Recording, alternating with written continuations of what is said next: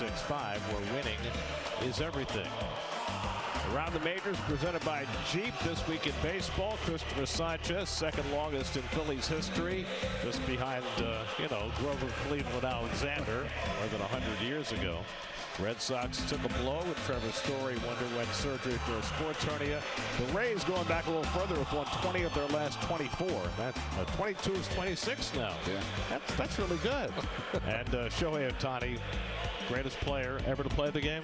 Yes, 100%. I mean, we're witnessing history in real time. We're living like when people live when Babe played. IRL.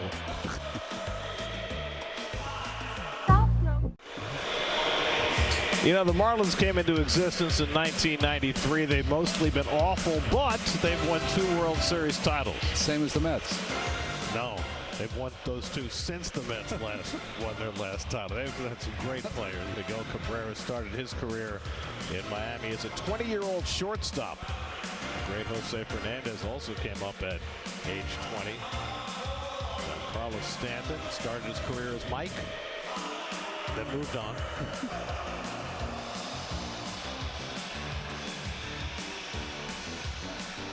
Started being called the Miami Marlins when they moved to this ballpark in 2012. Remember that year they brought in Jose Reyes and Mark Burley. Ozzie Guillen was the manager, and it all fell apart. It went kaput. Yeah. But they do have those 2 World Series banners. You know, they've never won a division title, and they've won 2 World Series. Tyler Phillips coming in from the bullpen, where he has spent most of his time this year. As many times I want to hit myself as well, but I abstain. But it gets Tyler Phillips going from Bishop Eustace High School in New Jersey. Local kid. Pensacola, New Jersey. Yes. There's your Honda Mets starting lineup. A.J. Ewing moves up to the 3 spot with Soto under the weather. Carson Bench leads off. Tyler Phillips' first pitch is swung and missed, and we're underway. Phillips, you see the numbers, 15 games, no starts. He has been their long man. 4 times he's pitched at least 3 innings out of the bullpen. Yeah, this is not going to be your typical opener. He's making a fairly legitimate start today. He's thrown as many as 52 pitches. They figure he can go at least that many today. 1-1 to Bench, and Phillips misses away. 2 balls and a strike. Tyler Phillips was originally drafted by Texas. He went to Philadelphia on waivers, got to play for the team he grew up rooting for in Philadelphia. Made 7 starts for them, including a complete game shutout in 2024. And then in a cash deal came to Miami in the spring training of 2025, and then had a very nice year for Miami out of the bullpen last season. Gary, gates open. Second day they've had to close the Bean Gate. And the fastball misses inside the Bench. 3-1. It's been the one drawback for Phillips this year. He's walked a lot of hitters. 4.8 walks per 9. The Mets will likely be patient with him. Bench for his last 10, and he takes a fastball strike. 3-2. Mets have only walked though 7 times in their last 5 games. Bo Bichette on deck, and then A.J. Ewing in the opening inning.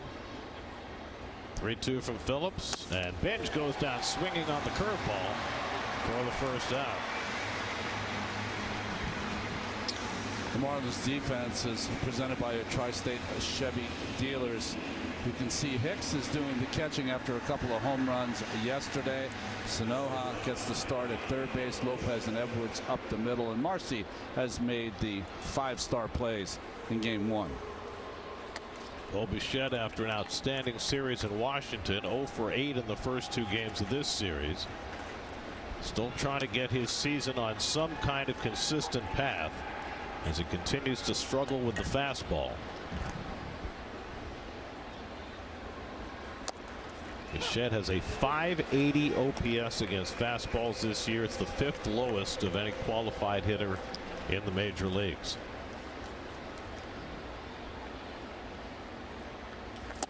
And he swings and misses at that splitter, and it's 1-2. Phillips has a real approach on how to get right-handed hitters out, left-handed hitters out, 2 seamers and sweepers against the right-handed hitters. And he goes down swinging. Bichette struck out on the sweeper. And Phillips has back-to-back strikeouts to start the day.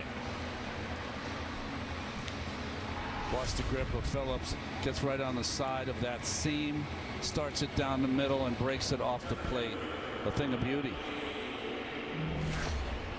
So 2 out and nobody on. Now A.J. Ewing moved up to the 3 spot for the first time in his brief big league career with Soto out of the lineup.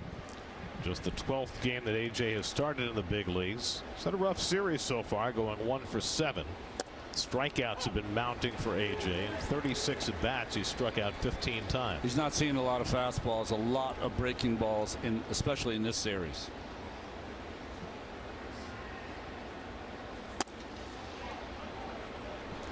And that splitter just missed below the zone. 1 ball, 1 strike. Mark Vientos would be next. Phillips was the last pitcher the Mets faced last season. He worked the 9th inning with the Mets trying to come back from a 4-run deficit on the season's final day, just after the Mets found out that the Reds had lost and they had a chance if they won to get into the postseason.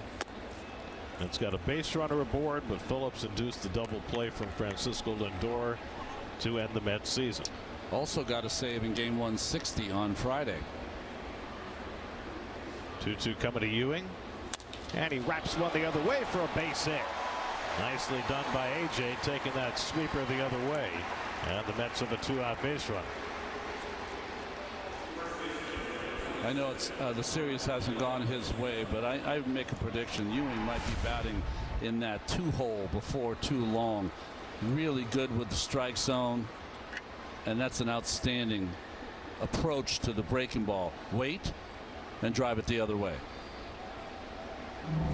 So a 2-out base runner for Mark Vientos, who had 2 of the Mets' 3 hits yesterday. And he swings and misses at a fastball, 0-1.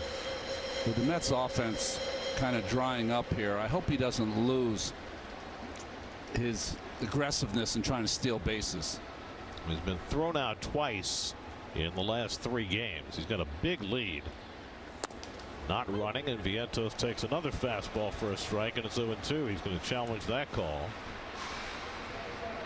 He and Liam Hicks discussing it.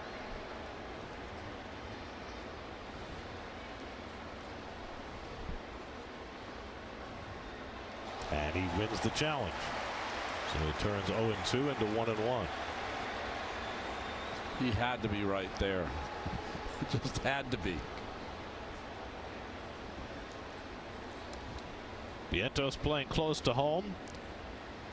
Grew up in the Miami area. Ewing takes off. The throw to second by Hicks is not in time, and Ewing steals the base, his 3rd. I just love seeing a young player being aggressive, not losing that aggressiveness because he was thrown out earlier in this series. This is a big part of his game. If the Mets are going to start to score runs, he's going to have to do this. This is what he's here to do. 70 steals last year in the minors. Vientos pops one up into shallow center, and there's Marcy to put it away and retire the side. A hit and 1 left. Christian Scott to the mound when we come back. What was given. Hyundai starting lineup for the Marlins. Liam Hicks hits leadoff for the first time in his major league career. Why not? He's been red hot. Xavier Edwards and Otto Lopez having great seasons as well.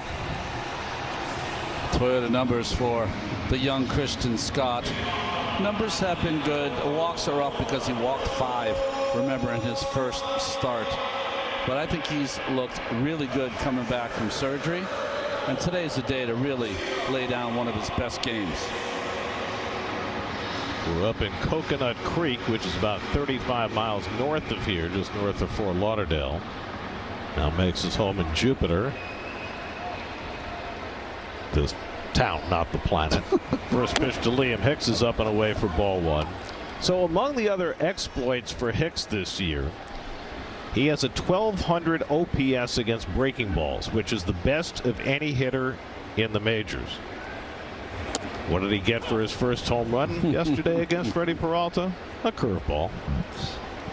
Of course, the fastball didn't really work any better. He hit that one out of the ballpark too. He has 44 RBI.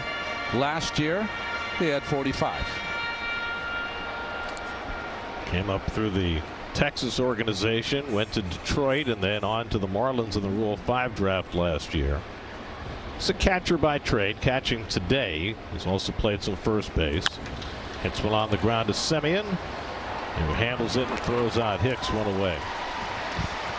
Your Genesis Mets defense today, the changes behind the plate, of course. Hayden Senger gets the job catching on Sunday afternoon.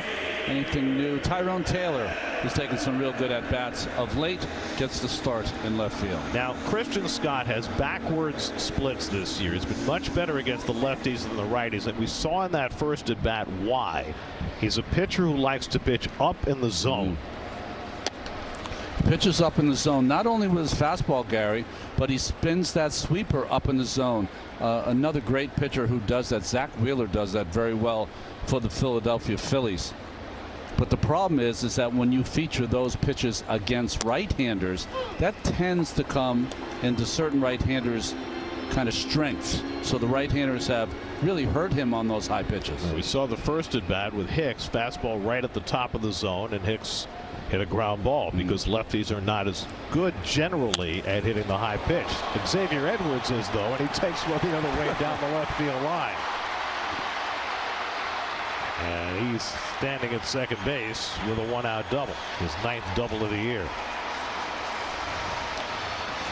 Also, that high pitch is not going to work as well against a left-handed hitter who goes the other way, which Edwards does very well. Inside out stroke, keeps it fair down the line, and with his speed, an easy double.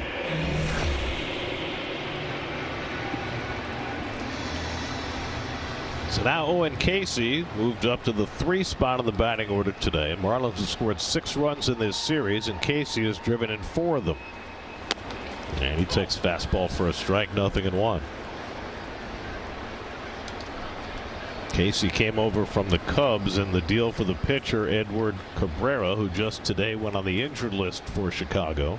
Another injured Cubs starter. I mean, it's all over baseball. Well, ever since Matthew Boyd went down, the Cubs haven't won. We've got red light therapy. We've got pools in clubhouses. We got hot tubs, cold tubs, saunas, steam. Still injuries. Well, you got to add the nanoscope. Maybe guys can get nanoscope between starts. That's the new surgical tool.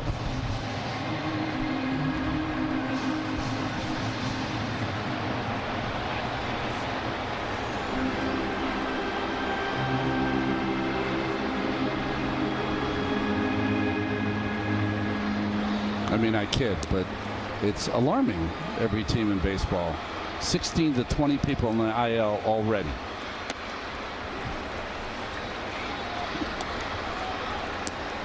Christian Scott coming back from Tommy John surgery that cost him almost a year and a half. Started his year in the minor leagues, worked his way up, now making his 6th start, and he strikes out Casey with 96-mile-an-hour heat. And Christian's got his first strikeout, 2 down. You can just see the left-handed hitters, a befuddled swing there by Casey up in the strike zone. That had something on it too, right under the ball. They say that he has the right launch angle that they like to get the ball in the air, but it's not going to work against that pitch. A lot of swings and misses from Casey. Here's Kyle Stowers, who's 0 for 7 in this series. Stowers had a big year last year after coming over from Baltimore, but started this year on the injured list with a hamstring and has not really gotten it going yet. Edwards at second with 2 out.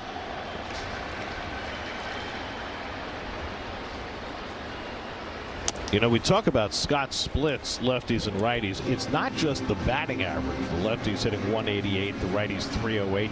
The OPS, lefties 524, righties 993. So it's about as stark a difference as you're going to get with reverse splits for any pitcher. So now, I don't know if it's small sample size or if this is something that is going to persist. Yeah, I was going to say the same exact thing. Is then why wouldn't you, if you're trying to win on the margins, take a shot and fill your whole lineup with right-handed hitters? Stowers had a good cut at that fastball and fouled it back. Remember when John Franco was pitching for the Mets, he had the great screwball changeup, which was devastating against right-hand batters, and Dusty Baker started sending left-handed pinch hitters up against him. That's right. Make him throw that slurve he had.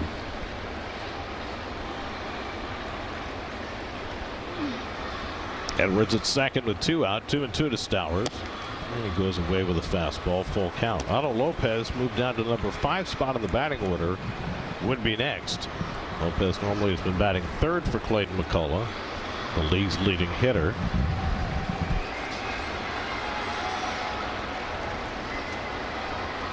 And Stowers pops one up behind 3rd. Beatty retreating into foul ground. Side retired. A double and 1 left. Christian Scott puts up a 0 in the first. No score. MLB is partnering with Crisis Text Line to increase mental health awareness. For free 24/7 confidential support in English and Spanish, text MLB to 741-741. Brett Beatty leading off in the second with no score. Beatty's 0 for 4 in this series. And Tyler Phillips picks off the inside corner with a fastball. 1 ball, 1 strike. Beatty, then Semien and Melendez for the Mets in the second.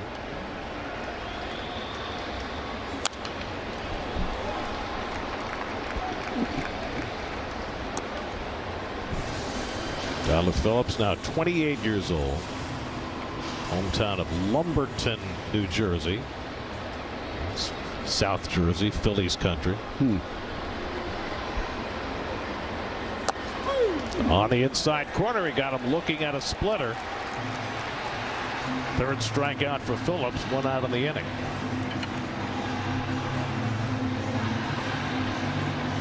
You know, when you watch Phillips, and I was trying to explain that he loves to use that splitter and curveball against the lefties. Well, he likes to work also on the first base side of that rubber because it really sets up that splitter, the angle against left-handed hitters.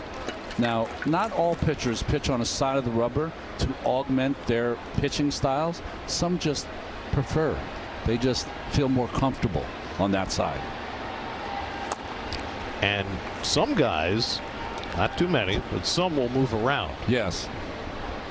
I moved around only because you'd face a kind of a big guy with big feet, and you'd get into a game and he would just dig a hole that was just too big. So I liked the first base side of the rubber, but I would move to the third if the hole was just so big on that first base side.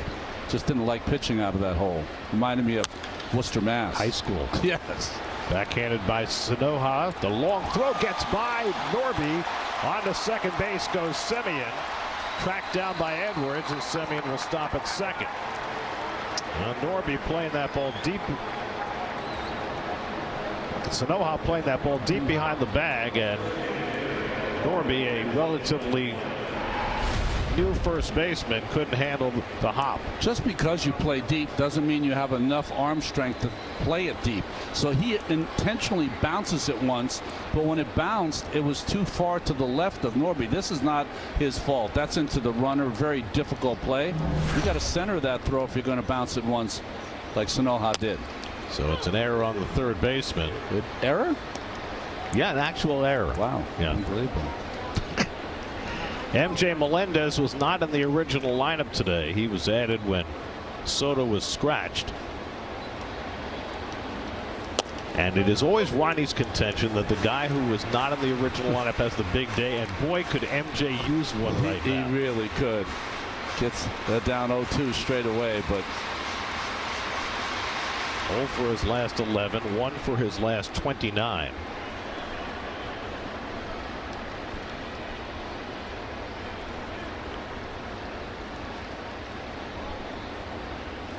And he takes one in the dirt, and Hicks makes a nice stop, moving to his right.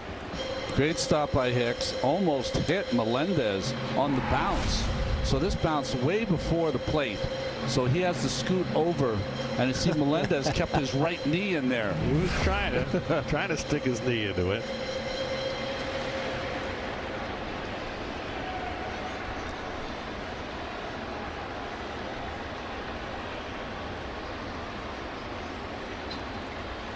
And Melendez fouls it off. The first 17 innings of this series, the Mets did not have a single plate appearance with a runner in scoring position.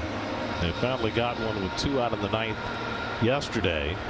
They had one in the first inning today, and they have another one here in the 2nd. Baby steps. Another one of the dirt that Hicks has to scoop out, and it's 2-2. What's interesting, Liam Hicks is doing a great job of scooping the balls out of the dirt. Batting leadoff today. First Kansas City Royal catcher to ever bat leadoff is in the batter's box. How about that? Forgot that MJ Melendez came up as a catcher. Swing and a miss. Melendez down on strikes. 4 Ks now for Phillips. He's got a good breaking ball today. He's throwing enough strikes with his fastball to get to that curveball, and that is a big downer. If I recall correctly, last year Austin Wells became the first Yankee catcher ever to lead off in the opening day game, and he hit a home run leading off the game. Only Yankee to ever do it. First catcher to lead off and hit a home run on opening day since 1900. Tyrone Taylor getting the start in left field today. Tyrone had a double in the 9th inning yesterday and wound up scoring the Mets' only run. Semien at second with 2 out, and Taylor able to lay off that sweeper. 2-0. Jensen Visconti is calling the balls and strikes today. Manny Gonzalez at first, Corey Blazer, the crew chief, at second, and Derek Thomas is at third. Phillips behind 2-0 and 3-0, and this feels a little like a pitcher round with Hayden Senger on deck. Well, you have Hayden, and you know what his numbers are. Not a lot of experience, and you're talking about a bona fide major league player in Tyrone Taylor, so it's not a bad play by Phillips.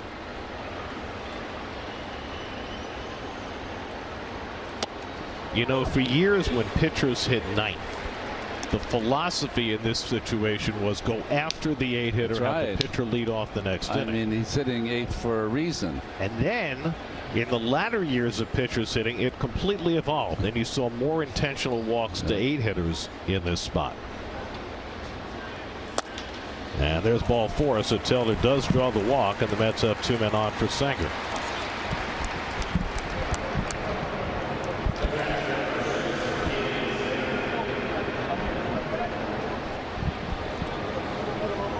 Been a longish kind of inning, so Hicks is going out there to see his pitcher. Yeah, I don't ever remember saying to myself, I'm going to pitch around this guy to get to the 9th hitter, but offenses were a little different in my day. Certainly, you know, I was fortunate to be able to pitch against the pitcher hitting most of the time, and that 8th place hitter tended to be a unbelievable Golden Glove shortstop that maybe didn't hit too much. Or it was, you know, Biff Pocarova. Biff Pocarova. That's right. Here's Hayden Senger making his 4th start since his call up. He's gone 1 for 8 so far, and he takes up and in for ball 1. One thing Hayden did very well in AAA this year, he did a better job identifying pitches on the inner third and turning on them. He had 6 home runs in AAA this year. Yet to see him do that at the big league level. I mean, Senger gets a 1-0 breaking ball. That is what happens here in the big leagues, and then also the added velocity. More guys throwing harder. Semien at second, Taylor at first, and Senger flies one out to right. Pretty well hit. Back goes Casey on the warning track, and he runs it down. Senger making an opposite field bid, coming up a few feet shy. No score in the 2nd. Home 2nd inning, no score. Christian Scott worked around a double in the 1st inning. Otto Lopez will lead off in the home 2nd. Lopez leading the National League in batting at .338, 1 for 5 in this series, and takes first pitch sweeper for a strike, 0-1. Lopez having himself what has to be deemed a career year so far. Batting average up almost 100 points from last year. OPS almost 200 points. Now the Marlins got on waivers from the Giants in 24. On one hop, he hits it to Semien as he low bridges Scott. Scott went down like he'd been shot just to get out of the way of that ball. And Semien throws out Lopez, one away. So you see with that sweeper, although that's a hanger, and Scott just gets out of the way, tries to get some leather on it. But bail when you can. Fortunate he did not get any leather That's on right. it. Otherwise he might have deflected it away from Semien. So 1 out and nobody on. Now Jacob Marcy, who's 0 for 6 in this series. And he takes fastball for a strike.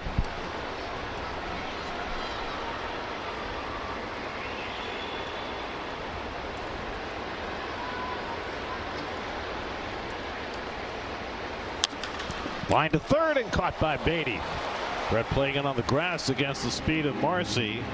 And that ball shot right to him for the second out. So 2 hard hit balls and 2 outs. That's the second time that Beatty in this series has been positioned just perfectly. See where the shortstop Bichette is, right up the middle. But they leave Beatty right at that third base position, a little to his left, and a perfect placement. So 2 out and nobody on. Now Connor Norby, the first baseman, 1 for 6 in this series. And he gets it off the fist, a little looper to Semien. And just like that, Scott's got a 1-2-3 inning on 6 pitches. No score after 2.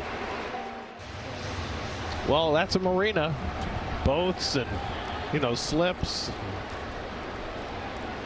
More boats. Which one is that? Which marina, Gary? It's the marina. Okay. I know it's not. Capital M. I know it's not the World's Fair Marina because, you know, we're in Miami, not Flushing. Home to the Carson bench. Otherwise, it's just your generic South Florida marina. They got lots of boats around here.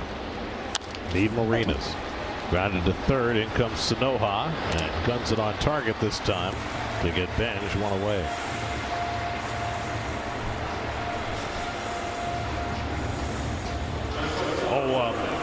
Happy birthday wishes today. Yes. Bartolo Colon is 53 today. Oh, wow. And you mentioned there's another big birthday today? Yeah, I mean, not as big as Bartolo Colon, but I don't know if you guys have heard of Bob Dylan's music. He's 85 today. Bobby Zimmerman? Yeah, don't think twice. It's all Phillips right. off the mound, the low throw, and beautifully handled by Norby that time. Not an easy hop to field. And Norby scoops it out of the dirt, and they get Bichette for the second out. Boy, this is quite a play by Phillips. He's a big man, and he gets over there, and a throw right into the ground as he falls back, and Norby just stays with it to make the side angle play. Very difficult in between hop. Good play, both sides.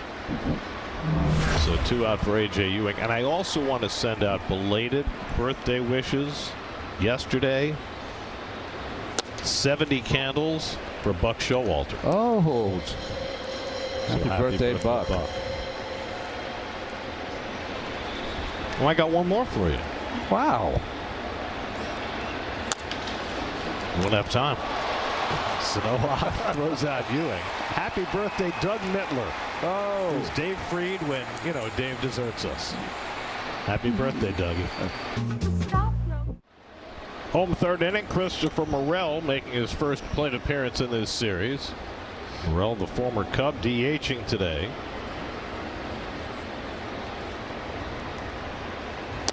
Missed the first month of the season with an oblique injury, just his 16th start, and he's yet to get it going. Usually gets the start against left-handed pitching, but he's got tremendous power when he makes contact. 52 at bats, still looking for his first home run, and he flares that one foul, 2-1.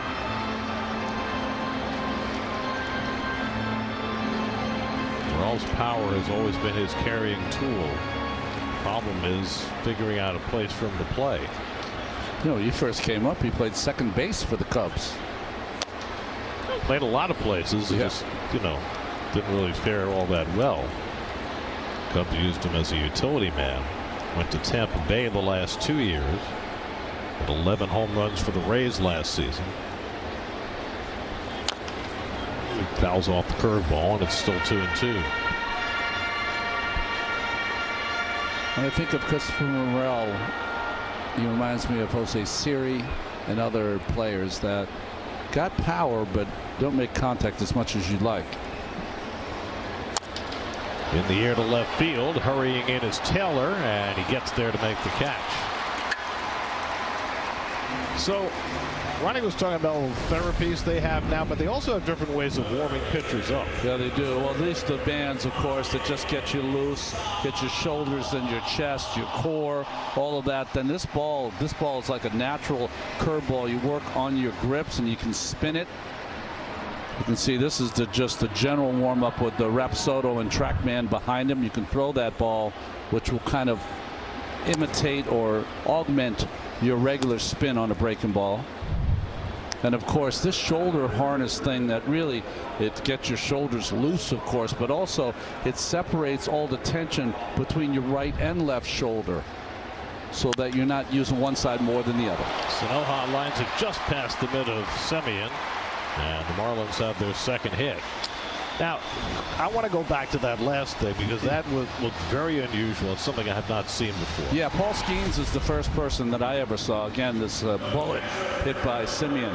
He's the first guy that I saw with that harness. And listen, if Paul Skeens is using a harness, everybody's going to be using a harness. But really, it's to get loose, right, with some weight, but also to balance that weight straight across your shoulders so you're not overusing one side more than the other. It looked like the tube was filled with liquid. Water, yeah. So that transfers weight from one side to the other. Exactly. You can feel the transfer just like when you're pitching from one side where the water's all, and you can feel it just coming through to the other side. It's a really kind of cool feeling. I've heard. I've never had the harness on. I've asked about it.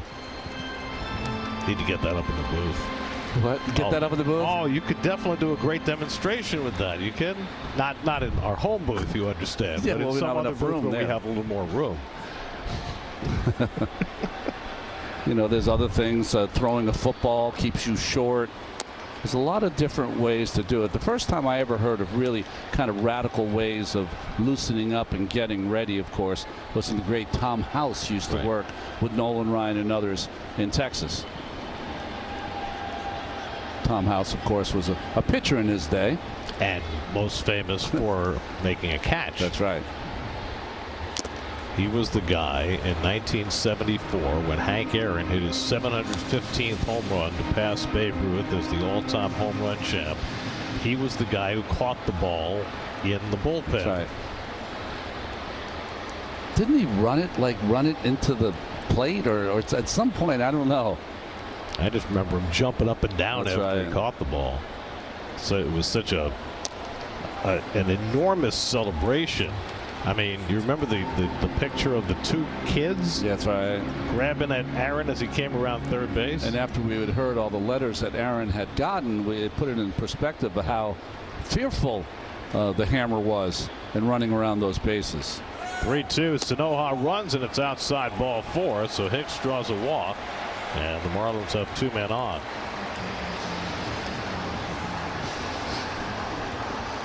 First walk given up by Scott.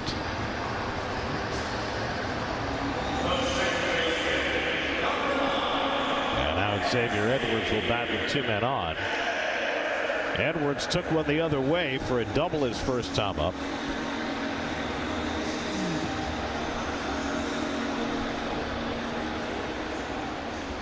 Well, you know, the last time he was up, Edwards fought a high fastball to left field. You want to stay away from that area because he's proven that the strength that he has against other left-handed hitters might not be a strength against Edwards. I've always thought breaking balls down and into Edwards is a good play. He likes to hit the ball on the ground. You got fielders over there on that side. Bichette playing close to the bag at second. And Scott comes inside with the fastball, and it's 2-0. He doesn't throw it often, But someday you hope that Christian Scott will have enough confidence in his changeup that he'll be able to use it in these kinds of situations. He's not there yet. He's got that split change. He's only thrown it 2% of the time this year. But you need a ground ball. Behind on Edwards, 2-0. And he comes inside with that cutter, and now it's 3-0.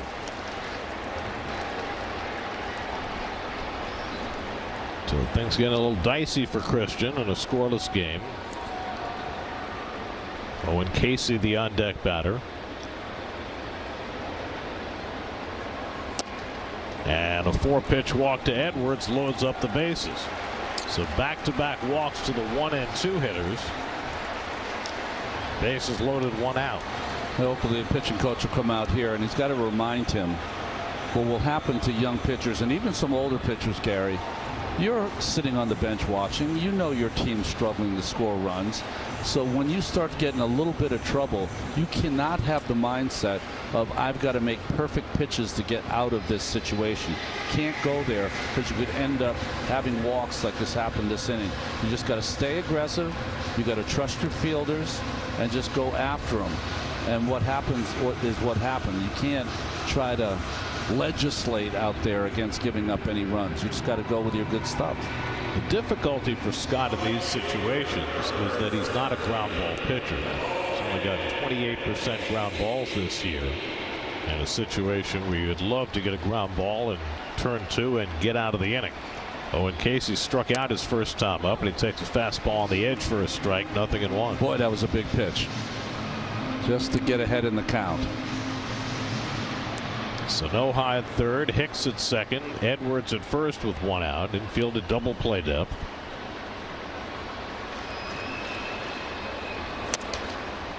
The cutter misses inside, 1-1.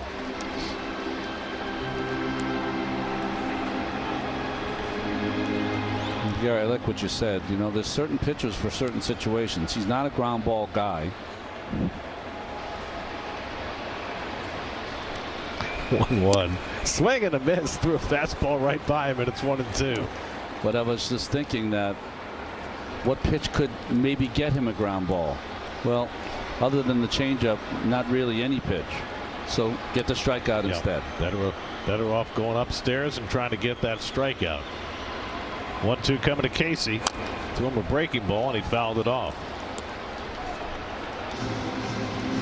Now Casey's hit a couple of balls down that right field line towards Vientos at first base, so heads up in that direction. Luis Vientos playing back with the bases loaded rather than in where he was hit past him yesterday. Held the swing on the up and away fastball. Now it's 2-2.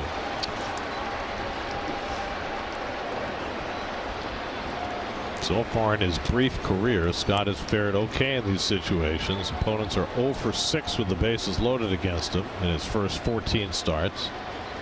2-2, and he fouled it back. He's definitely trying to strike him out with the high heat. That is his best weapon, and certainly against the left-hand hitters, and one of the reasons why he's been so successful against the left-hand hitters. This will be the 7th pitch of the at-bat to Casey. And the breaking ball struck him out. Big strikeout for Scott, his second of the day. Both times it's been Owen Casey. That's outstanding. After 2 straight fastballs up in the zone, the sweeper up in the zone as well. That pitch just eludes the left-handers who have a slight uppercut. I mean, it looks like a very hittable pitch. It is. But if you have that low swing like most left-handers do, it's not a pitch they can reach. I spent 14 years trying to never throw that pitch. Is that crazy? And now it's a strength. Kyle Stowers fouled out to third his first time up, and he hits one sharply but right at Semien on one hop, and Scott works out of trouble. Bases loaded, 1 out, and they do not score. Scott keeps it scoreless after at Panera. Oh, some Some definite traffic on the beach today. Not in New York, but here in Miami. Pool on the roof. Mark Vientos chases a sweeper as we start the 4th inning. Vientos flied out to center his first time up. Facing Tyler Phillips, making his first start of the year. Phillips had not gone beyond 3 innings this season, but out there to pitch the 4th. High pitch count this year was 52. He's at 48 now. Ball and a strike to Vientos with Beatty and Semien to follow.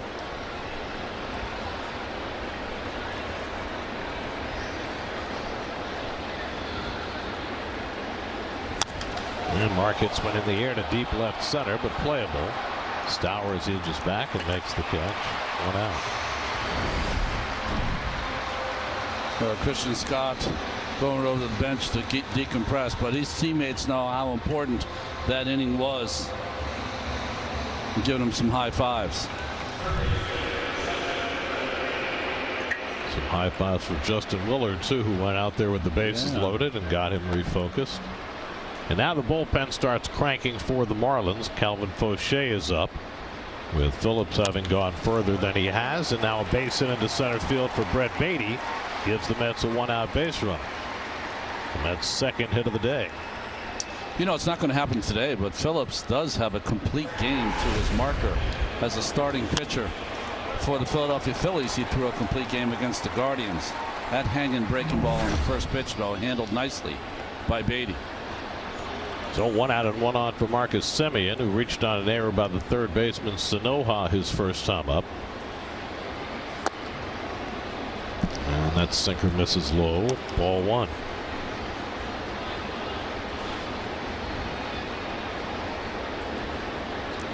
Marcus now 3 for 23 on this road trip. Flies this one into right, angling in toward the line is Casey. And that's the second out. Mets began this road trip by scoring 16 runs, albeit 10 of them in the 12th inning in Washington. But since then, their offense has been spotty at best. Today playing without Soto in the lineup because Juan is under the weather. A virus that has been going around the Mets clubhouse, but as far as we can tell, it's the first time that a player has been knocked out of the lineup by it. And Jay Melendez took Soto's spot as the DH today. Struck out his first time up. Don't forget the Mets are flying home after this game, and they play another 4 o'clock game tomorrow on Memorial Day at home against the Reds. So it's a fairly quick turnaround.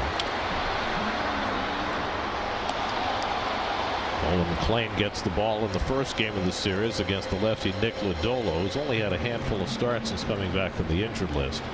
And then it's Peterson on Tuesday starting or relieving, and then Tong on Wednesday starting or relieving. Throw down to first, and Beatty gets the hand back in. Chase Burns has been the godsend in that rotation, with Hunter Green out for the first half of the season. He was supposed to be their ace. Burns has been that guy.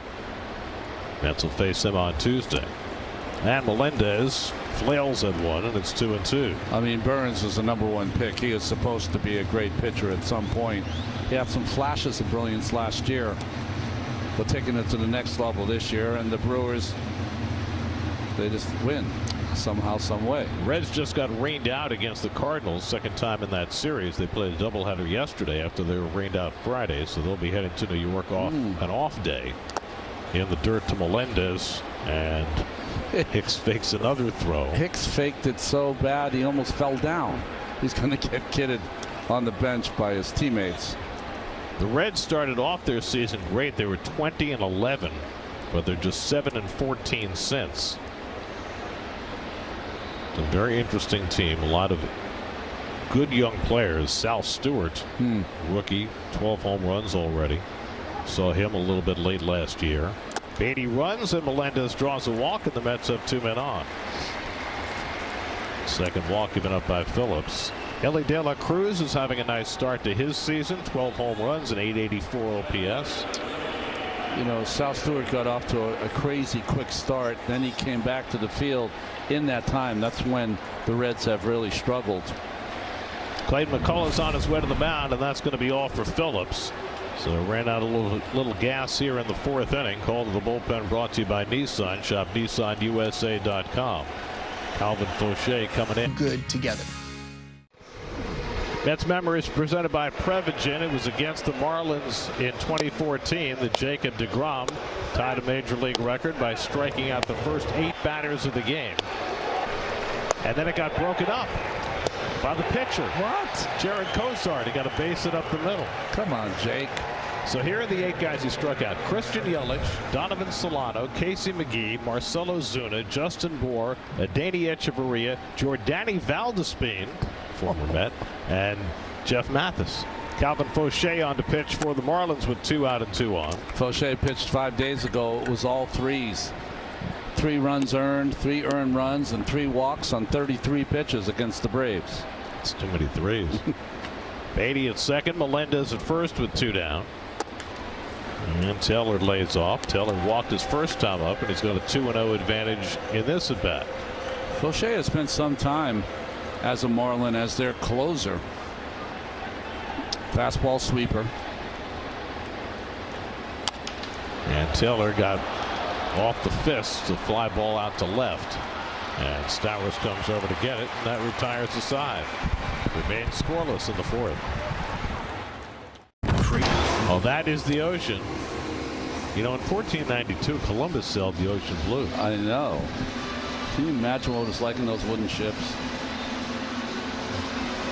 Oh, that's beautiful.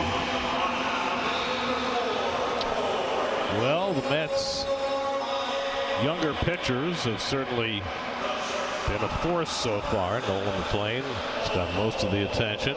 Jonah Tong made his season debut in the first game of this series. Christian Scott pitching today. Not quite as young as the other 2. He'll turn 27 next month. But he was waylaid by Tommy John surgery, which delayed the bulk of his major league career. The other thing about Scott is when he was at the University of Florida, he was mostly a closer. That's right.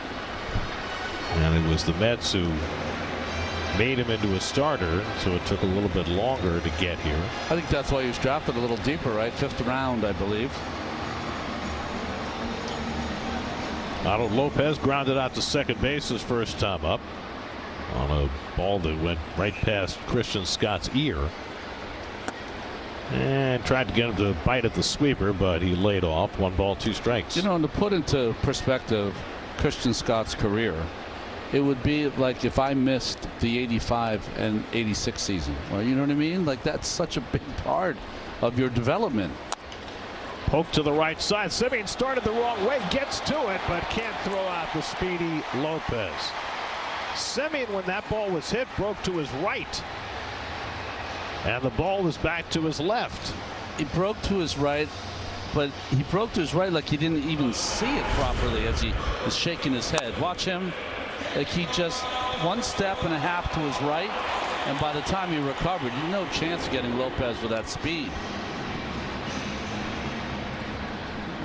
I wonder if that just came off the bat funny. Here's Jacob Morrissey, who lined out to Beatty his first time up. Well, when you think about the delay in Scott's career, it really mirrors what happened with Jacob deGrom. Yeah, same. He had his career slowed down by Tommy John surgery in the minor leagues. Didn't get to the big leagues till basically 26. Jake has now made 2 stabs at winning his 100th game. And both have come up short. He gave 2 first-inning home runs the other night against the Angels, including the one to Wade Meckler. No, the Anaheim native finally playing with his team he grew up on. Popped up on the left side. Should be easy for Beatty. And that's the first out. You know, it feels as though there have been a lot more players making debuts early in the season this year than we're accustomed to. There was one yesterday in the St. Louis-Cincinnati doubleheader. A kid named Brian Torres from Puerto Rico. Had spent 11 years in the minor leagues, including a significant amount of time in indie ball. Made his big league debut for the Cardinals yesterday, and he homered in his first game. And they played a doubleheader. I think he was on base 5 or 6 times in that doubleheader, and again in the lineup today. I read something about him, and you talked about independent ball. He spent 5 years in rookie ball. I had never heard of that before. I mean, that will sometimes happen with players who were signed at 16 Yes, from the Dominican Republic or from Venezuela, and not as often with a kid from Puerto Rico who has to wait like the other American kids for his high school class to graduate. 1-on-1 to Norby, who had a soft liner to Semien his first time, and Scott throws a sinker toward his feet, and it's 2-1. I mean, I always say this, so oblige me, please, folks at home. I admire those guys who just will not take the uniform off. They just keep going at it for that one shot at the ring, and they get it. Boy. And it's not just the guys who haven't succeeded. I mean, think about the fact that Justin Turner and Wilmer Flores are both playing in the Mexican League right now. So they just can't give it away. It's just too much. Still feel like they can play. I mean, Wilmer's 34, and somebody might give him another shot. Justin's 41. But you know, sometimes baseball's more attractive than real life. Yes. It's full count to Norby, 3-2. If you play it and you get to this level, it's obviously in your blood. You just can't get rid of it. It's a love affair that at times is fleeting. Lopez at first, 3-2, 1 out, not going, and it hits Norby. And the Marlins have 2 men on. 5th batter that Scott's hit in his first 6 starts this year. 2 pitches in close. That last one hitting Norby, and that one hurt. When they all hurt, but this one hurts more.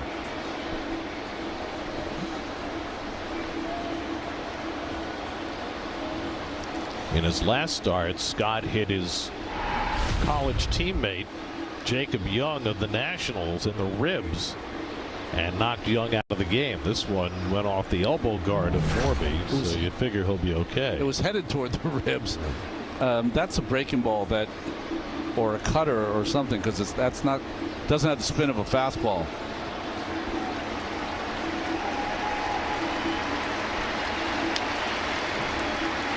Justin Willard out to talk to Scott. He was out in the last inning when the Marlins loaded the bases, and Scott responded by striking out Casey and getting Stowers in a ground ball. Now with 2 on and 1 out, he'll get the 8 and 9 hitters.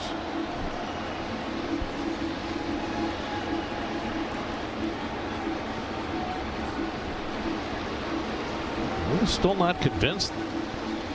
Norby's still in some discomfort. The trainer's still out there. I mean, it seemed like it hit him on the left elbow guard, but maybe it caught something I did not see. And he's going to stay in.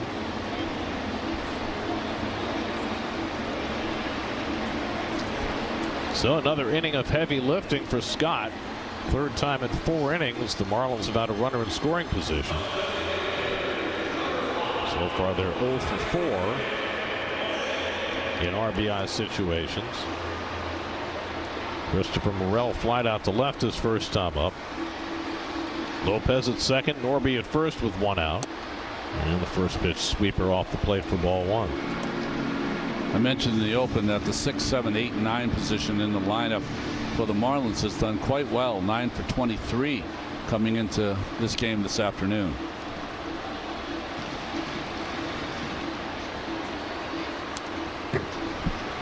Well, the Marlins have not exactly loaded up the scoreboard in this series. No. They scored 6 runs on 13 hits in the first 2 games combined.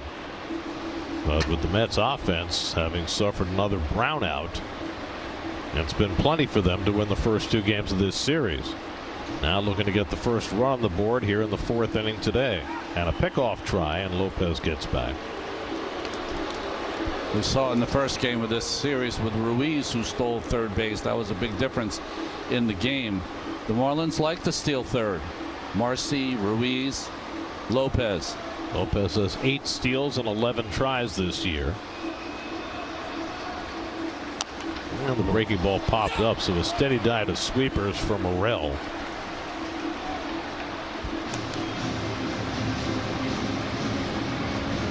Well, Morel missed the pitch there. You know, the big key when you're the runner on first and the guy on second has an ability to steal, you got to get out all the way to where Vientos is, and that way you can make a decision if you want to make it into a double steal. And a half swing, and he went around strike 3. So after 3 straight sweepers, Scott comes up and in with a fastball and gets Morel for the second out. 3rd strikeout for Scott. Well, what you're talking about, we saw happen in Washington, where there was a steal of third, and Keibert Ruiz was the runner at first, did not get that good jump, and Torrens threw him out at second. He fell asleep, you know.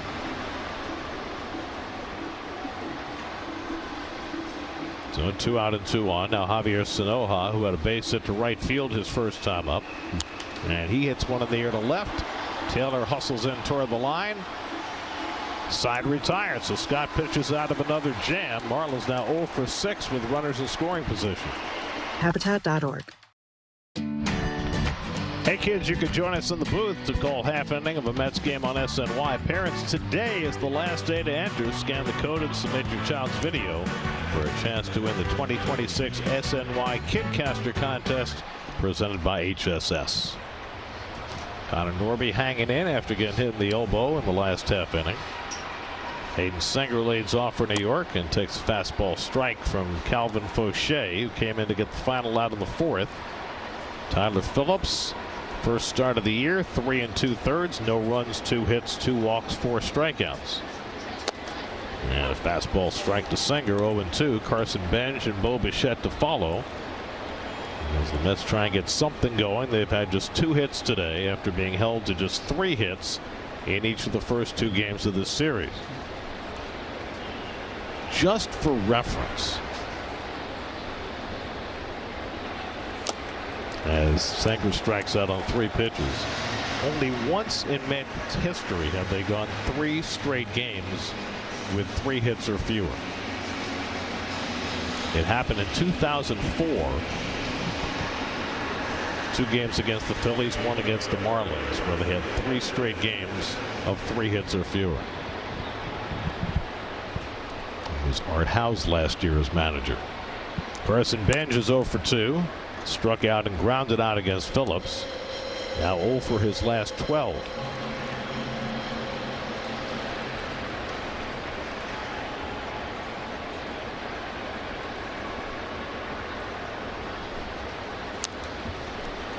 It's funny, you were talking about how Fauché did some closing for the Marlins.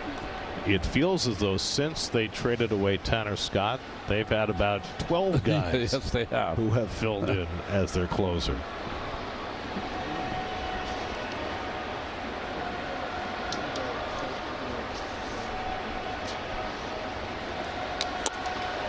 That's a strike. Almost feels like we're back at Joe Robbie Stadium. That's right. The original home of the Marlins, wearing their throwback teal jerseys today. Except it's not raining. Batting practice wasn't canceled. I like that color. Line to short, 1 hop to Lopez, and he throws that Bench 2 away. I'm not sure why they ever ditched the teal. That was their original color scheme. Teal and something, right? They used to call it. But I was thinking about it when we showed their 2 their World Championships. That 1997 complete game effort by Josh Beckett in Game 6 is not talked about enough. 2003. Sorry, 2003. Apologize. I mean, the fact that Jack McKeon brought him back on 3 days rest got a lot of flack because people were hearkening back to Yogi Berra's decision, bringing Tom Seaver back on 3 days rest in Game 6 against the A's, and other such incidents in World Series history, and all Beckett did was go out and shove for 9 innings. And Jack McKeon was the perfect manager to do that because he really was not going to listen to any of the nonsense. And that was game 6, not game 7. Bichette lines one-on-one hop underneath the glove of Sanoha and into left field. Bichette just hit that too hot for Sanoha to handle. And he's aboard with 2 out.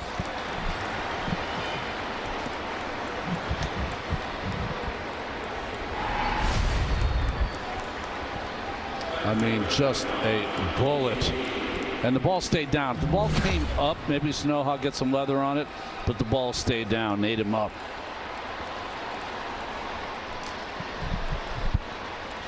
So a 2-out hit for Bichette. And now A.J. Ewing, who had the first Met hit. So if you want to play the hot corner, young kids out there, you got to be able to try to make that play at 100 miles an hour. No fun. 111.4. Oh, Ronnie. there you go, 111. And that's going to be challenged by Hicks for the ball 1 call on Ewing. See if he's better than Mac. Mac's had some trouble. He got the call, and that makes it 0-2.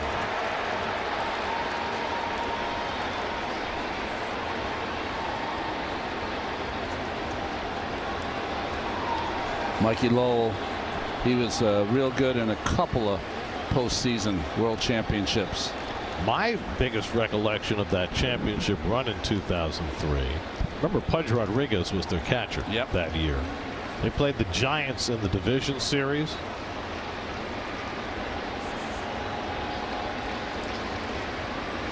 And I think it was Jeff Conine who threw out J.T. Snow. That's right, it was. To preserve the victory in the final game, with Pudge hanging on to make the tag on a pretty good collision. Well, for folks who've only watched lately, you could run into the catcher in those days, and J.T. Snow ran right over Pudge Rodriguez, and as he laid on the ground, his hand came up with the ball. That was just great.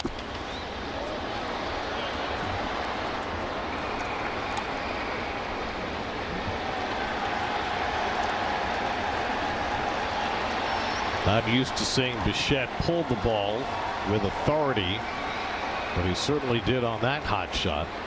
He had a series in New York where he had some hits to the pull side, but not for a while. Shouldn't say that. He had the home run in Washington, of course, to left field.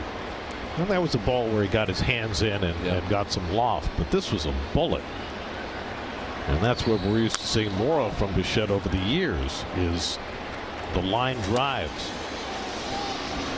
And, you know, the stats will tell you that he's been a little unlucky. He's had more defensive runs saved against him than any player in baseball. But he also has not swung the bat the way he's capable of, or even close. So him hitting that 111 miles an hour to the pull side it's a nice, it's a nice thing. 0-2 to Ewing, who's 1 for 2 today. Bichette at first with 2 out, no score. We're in the 5th. Curveball misses away, 1-2. Calvin Fauché, another guy who began his career in Tampa Bay. There seems to be more dealing between the Rays and the Marlins than between any 2 natural rivals I can think of. Well, think about it there. President of Baseball Ops Peter Bendix was originally with the Rays as well, so it's not only the players on the field. But if you have the Mets and Yankees swap players, but it's usually not in trades. It's usually because one guy's jumping to the other side for a free agent contract. This will be the 8th pitch of the at-bat to Ewing, and he pulls one through the hole, base hit. Bichette had to hold up to avoid getting hit, so he'll stop at second. A.J. Ewing pulls the ball, his second hit of the day, and the Mets have 2 men on. So Ewing, who was down in the order, moved up because of Soto's illness, and watch the runner Bichette. You have to wait for that to pass and then proceed to second base.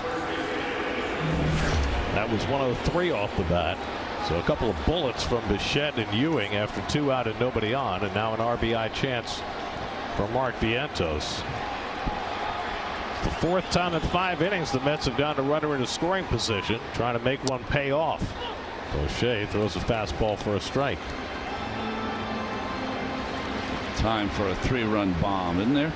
Come on. Vientos due against Fauché. He's 0 for 7 against him in his career.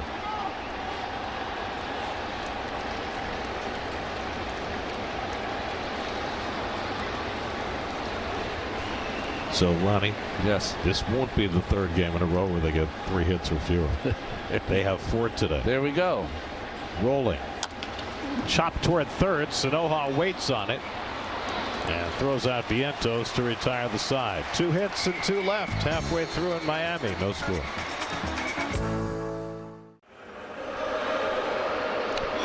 Fourth, 5th inning recap. Both teams have had opportunities, but Christian Scott has kept the Marlins off the board. Tyler Phillips did the same for his 3 2/3, and Calvin Fauché has gotten the last 4 outs from Miami. Now we go to the bottom of the 5th. 3rd time around the order for Scott as Liam Hicks leads off. First time he's led off in his career. He's 0 for 1 and a walk. I always think of Jason Kendall, right, Gary? The catcher who led off 452 times in his career. First catcher I can remember leading off was Brian Downing. Oh, yes. When he was with the Angels. And he had power, too. It's like the human muscle. That was huge.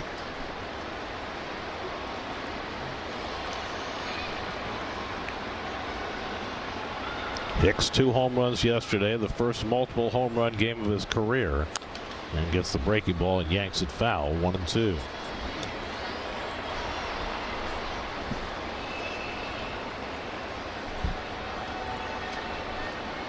Scott threw just 23 pitches in the first 2 innings, but 45 in the last 2. And as has been the case in every start so far this year, it seems unlikely he's going to get beyond 5. 5 innings has been his longest outing of the season.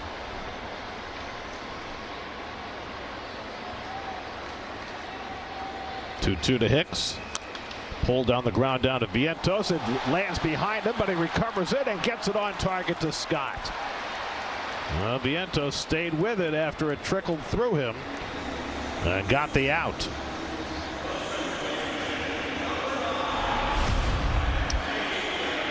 To me, it just looked like he was in a rush to go to first base to make the play. Just wait, field the ball first. You'll have plenty of time to get over there. And if you don't have plenty of time, you make the toss like you did there. Good save. Now Xavier Edwards, who's doubled and walked. You know, as a pitcher, anything to your left, you got to go. Every single time. Don't assume that they're going to make the play. Don't assume that the first baseman's going to be there. Sometimes they exit. I've seen so many plays that are right to the second baseman, and an over-aggressive first baseman goes to get it, and then he's stuck. You're there to save him.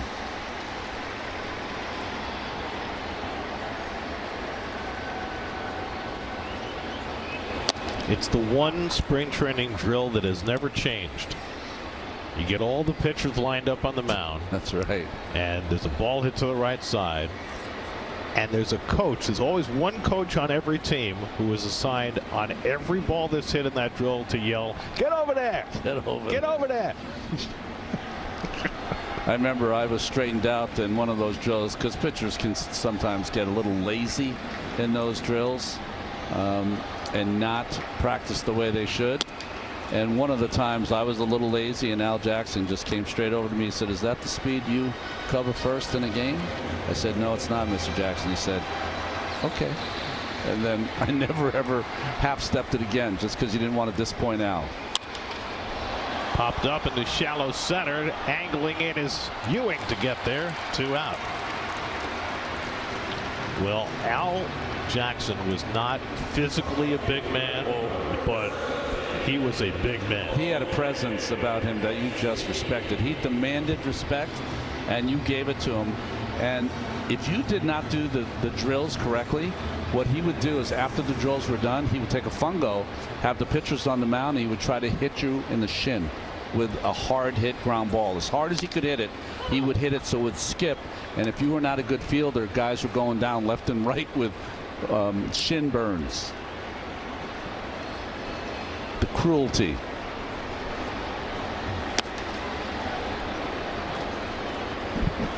Al Jackson lost a lot of games for the early day Mets, but he was as great a competitor.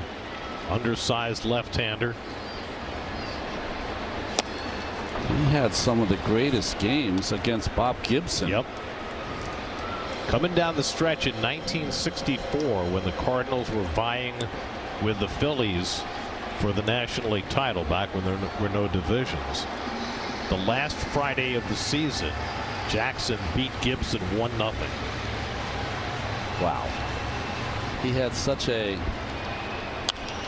beautiful southern way of explaining things. He loved to fish, and when he was trying to get me to throw and command the fastball down and away, he said, listen, son, if the fish are all here on one side of the lake and they're not on the other side of the lake, where are you going to fish? Swing and a miss, and Casey strikes out for the third time. And Christian Scott works a 1-2, 3/5. No score after 5. What do you consider the most important point in fielding your position as a pitcher? Well, Ralph, the most important point is that when you follow through, you have to come to a complete stop, and with your both feet parallel with each other. So it's the worst thing you can do is be off balance because you can't go to your right or left. So if you can come to a complete stop with your both feet parallel, you'll be balanced to go each way. Our guys are amazing. We start talking about Al Jackson, they pull out video of Al Jackson talking to Ralph Kiner. I mean, I love it, and that's something that is never taught today. To land in a position to field your position, never taught. John King, the former St. Louis Cardinal, is in to pitch. Graham Pauley takes over at first base, so I guess Norby's elbow tightened up on him. And Brett Beatty leads off for the Mets in the 6th. There's Pauley. And we're going to get a challenge on the very first pitch of the inning. Hicks 1-1 in the last inning. He loses this one. King has an interesting motion. He kind of bends at the waist, and he delivers that ball kind of 3/4, which makes it a little more difficult for the left-handed hitter.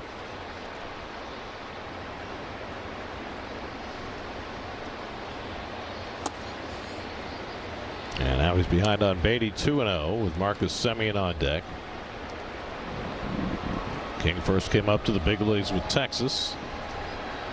Spent the last 2.5 years in St. Louis. Signed with the Marlins as a free agent. And he falls behind on Beatty 3-0. Remember when David Cohn first started throwing from the lower arm angle? Yes. And they started calling it Laredo? Yeah. John King is from Laredo. Oh, there you go. Laredo, Texas, right? Laredo, Texas. And that's ball 4, so a 4-pitch walk to Beatty, who's on base for the second time. Mets get their leadoff man on for the first time today. So he just, in his windup, then just leans and tilts his upper body to the left before he delivers that baseball. There's Marcus Semien, who's reached on there and flied out 0 for 2 and takes fastball up and away, and King's missed with his first 5. King's pitching in his 24th game. Marlins are playing their 54th game today. It's a lot of action. You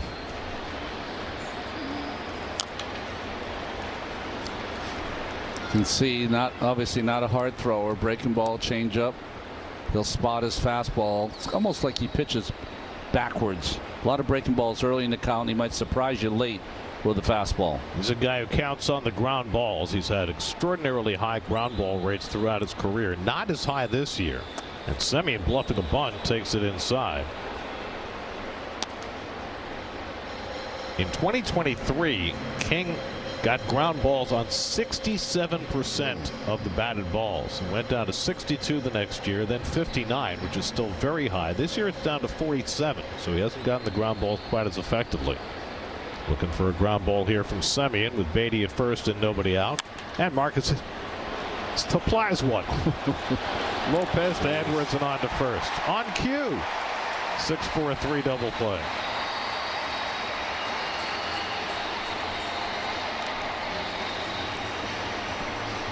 That's how it's gone, Gary. It's the worst case scenario happens. Chance to bunt there, 1-1 count. King throws one right at his foot. He's got to get out of the way, so he's not able to get the bunt down, and then grounds the ball right at Lopez. Now MJ Melendez, who struck out and walked, and he takes fastball on the inner edge. 0-1. Tyler Phillips went the first 3 2/3 for Miami. No runs, 2 hits. Calvin Fauché worked an inning. No runs, 2 hits. And now King getting the 6th. Fastball inside. Ball and a strike to Melendez. MJ has seen King before. 0 for 4 against him. He grounds that one foul down past Gilbert Gomez. 1 ball, 2 strikes.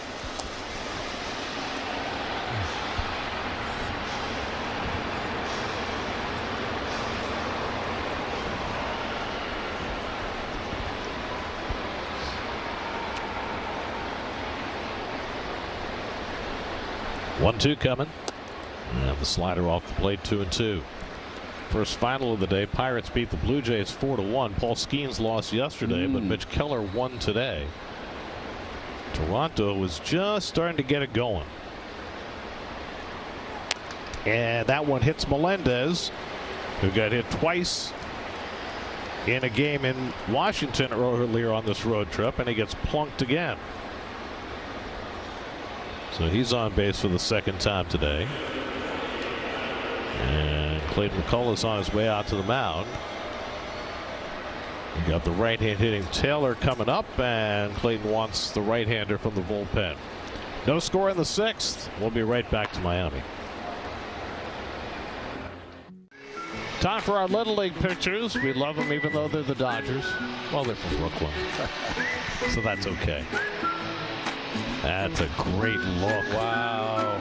Could you get him a real catcher's mitt? No, regular glove. Sometimes you don't have the catcher's gloves. It's the Sharks. Watch out. They're dangerous. The Chargers from Bayside. I'm invested in these little boys from Norwalk.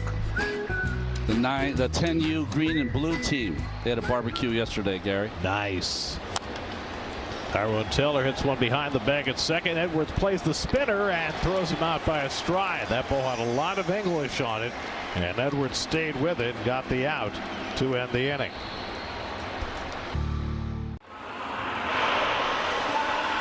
Well, there is like weather in Miami. We don't get to feel it here because the roof is closed. It's a beautiful city.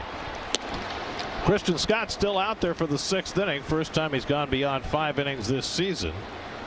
Facing Kyle Stowers. It's been an outstanding effort for Scott so far. He's had to work around some traffic. Runners in scoring position in 3 of the 5 innings, but he pitched a 1-2-3 fifth, which earned him the 6th. Stowers, then Lopez and Marcy in a scoreless game. These teams have combined to leave 14 runners on base. Mets have left 8. The Marlins have left 6.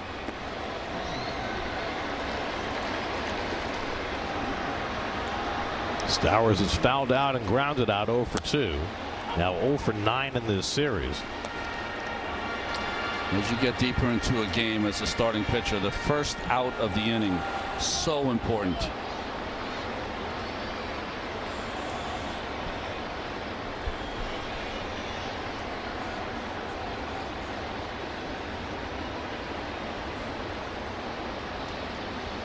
Two from Scott. And Stowers fouls off that sweeper and stay in the at bat. Why is it important? Tom Seaver told me. He said the first out as you get later in the game is so important because if you try to extricate yourself from an inning, usually it's 2 outs, not 1 out when you've retired that first batter. And he struck him out. Got him with the sweeper. 5 strikeouts for Scott.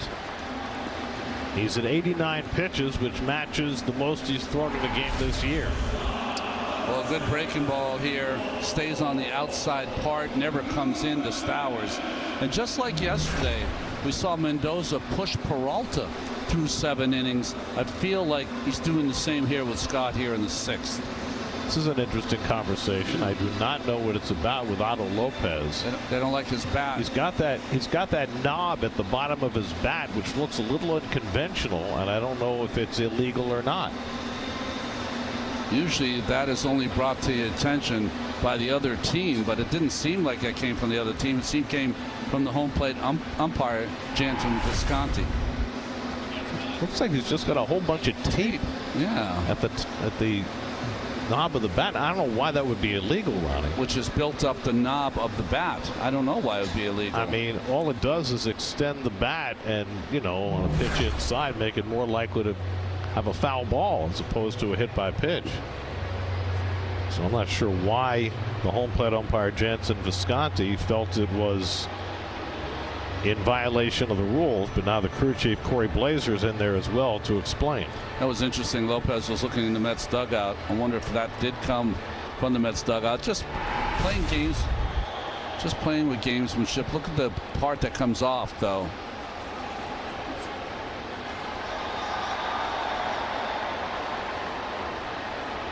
Oh, wow. It's like a shock absorber almost.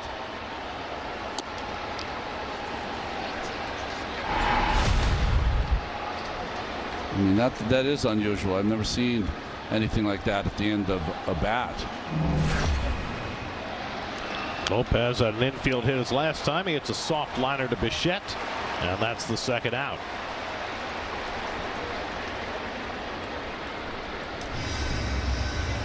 So Christian Scott getting on a roll through the middle portion of this game. He's now retired 7 straight. And he takes on Jacob Marcy, who's 0 for 2 today and 0 for 8 in this series.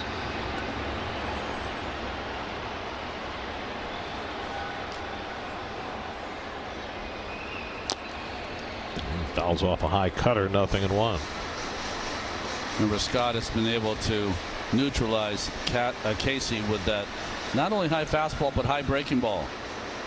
Casey has a pretty big uppercut. So Marcy, sorry. And Marcy chases the splitter, a very rare split. We haven't seen very many of those at all today from Scott. Watch this double hit. He hits the upper part of the bat, and then it ricochets to the outer part of the bat. Still an easy play for Bichette. You see that happen every once in a while.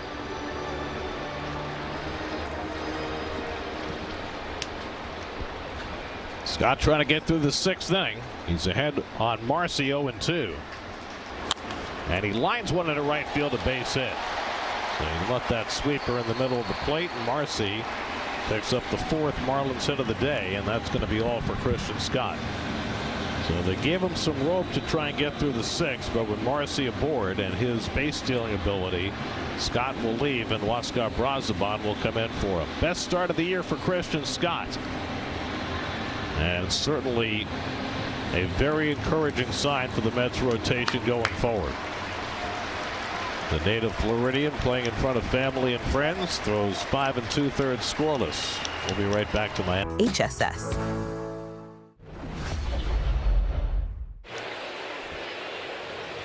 There's the shift. Not going to bunt when you're up 10-0. There's a bug right on the infield. It's moving in from the mound. It's heading toward the plate. It's veering off toward third base. Oh, it's making a beeline for the catcher.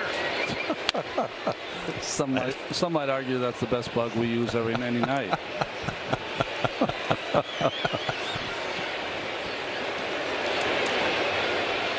It's heading for the wall. It's out of here. The bug is out of here.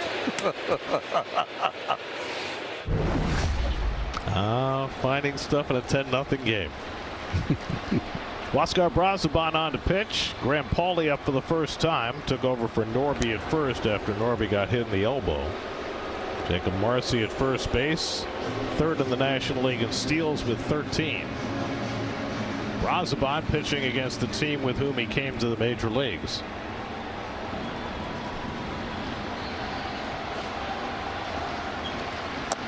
And Huascar has been nothing short of magnificent for the Mets.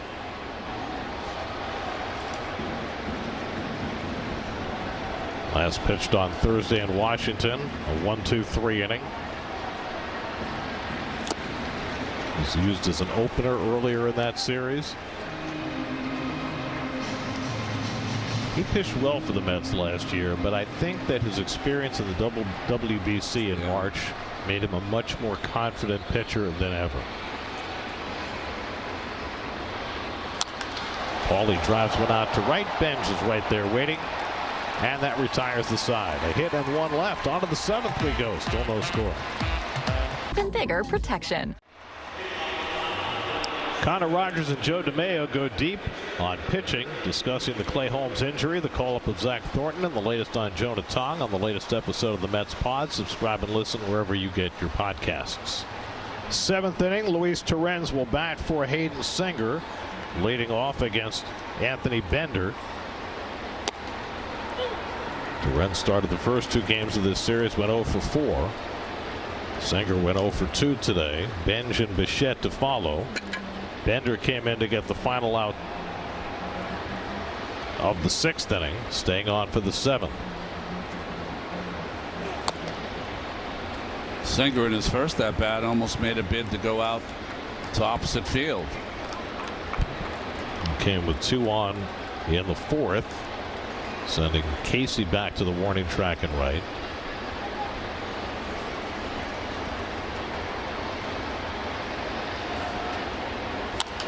And Torrens lines one to center field, fading fast, but in comes Marcy to grab it. 1 out. New York Mets baseball on SNY is brought to you by Nissan. Every Nissan is designed for people who refuse to settle for less. Visit NissanUSA.com or your local dealer. By Optimum, don't take slow for an answer. Get Optimum Fiber Internet. Visit Optimum.com for details.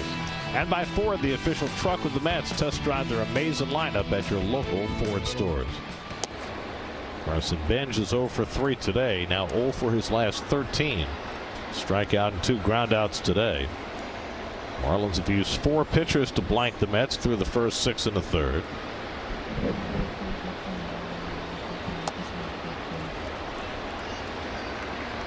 Tyler Phelps went the first 3 2/3 in his first start of the year. Calvin Fauché worked an inning. John King 2/3, and now Bender for 2/3. Bender pitched an inning and a third yesterday.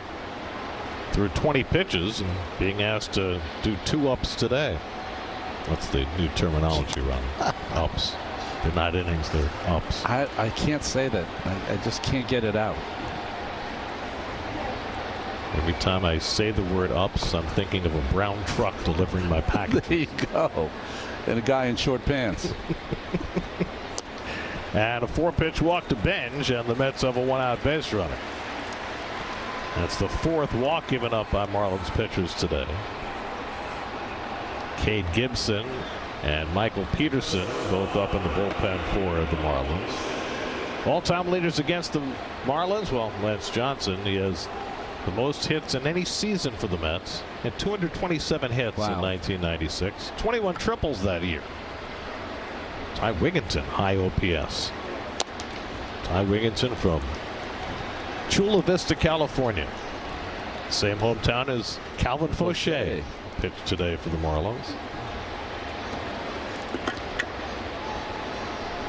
Ty should have had a longer career with the Mets. He was a great hard-nosed player.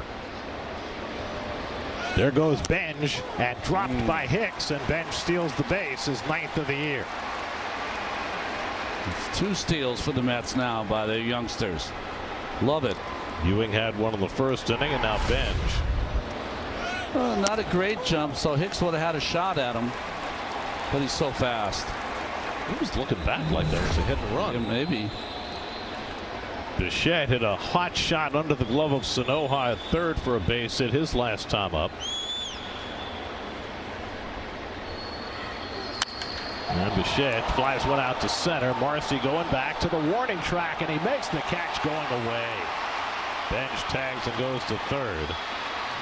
You know, the defensive metrics do not love Jacob Marcy, but every time we see him, he does nothing but make fine plays. Well, I saw a stat before. First, this ball really, he had to get his steps in a way that ball didn't come back over and behind his head. So the way his steps, that kept that ball right in front of his face. And that's why he made that play. Clayton McCullough wants the lefty to face A.J. Ewing. No score in the 7th. We'll be right back. Your local Chevy dealer.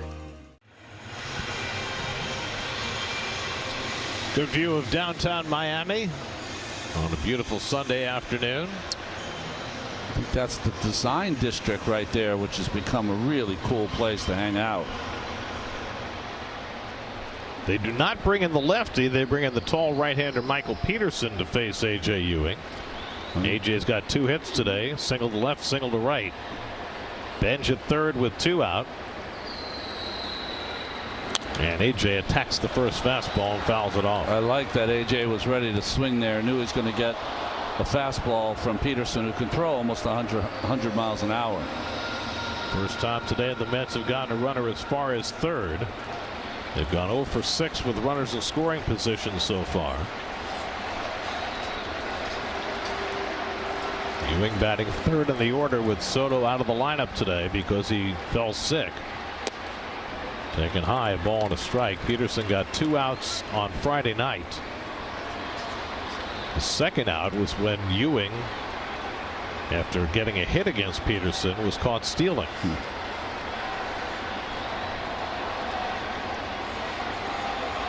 And A.J. takes a changeup low and in. 2 balls and a strike. Peterson, the 5th pitcher on a bullpen day for the Marlins. Anthony Bender went an inning. He's responsible for Bench at third. Each team with 4 hits in this game. We're in the 7th. And Ewing takes it high. Now it's 3-1. Mark Vientos would be next. Just take one of those singles to left field right here for Ewing. Trying to chase home his buddy Bench from third base. And A.J. takes a strike. It's been pretty automatic with him. 3-1 fastball. He takes it. He has. He doesn't like that ball in.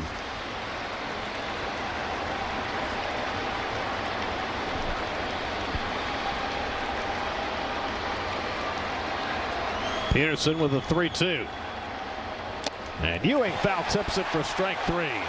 And Peterson gets the Marlins out of a jam. 7th inning stretch time in Miami. Mets and Marlins still no score. You know, plenty of New Yorkers migrate to Florida in their later years. Ron Jernick is one of those guys. He was a police detective on Long Island for many years till he retired. Came down here to Florida, and now Ron serves as the Marlins official scorer. And you know, as part of the official scorer's duties, they have to make the announcements of all the hits and errors, and after the game, kind of sum the game up. Final score: Miami 4, New York 1. Marlins 4 runs, 8 hits, 1 error. The record is 24-29. New York 1 run, 3 hits, no errors. The record is 22-30. Left on base, Miami 5, New York 5. Maya, the winning pitcher, 5-0. Peralta, the loser, 3-4. Attendance 21,071. Time of game 2 hours 18 minutes. So that was Ron Jernick summing up yesterday's game, making the Mets feel right at home. So I guess that's what we're going to get used to when we listen to Fried as he gets a little older. I think Ron sounds a lot clearer than Fried right now.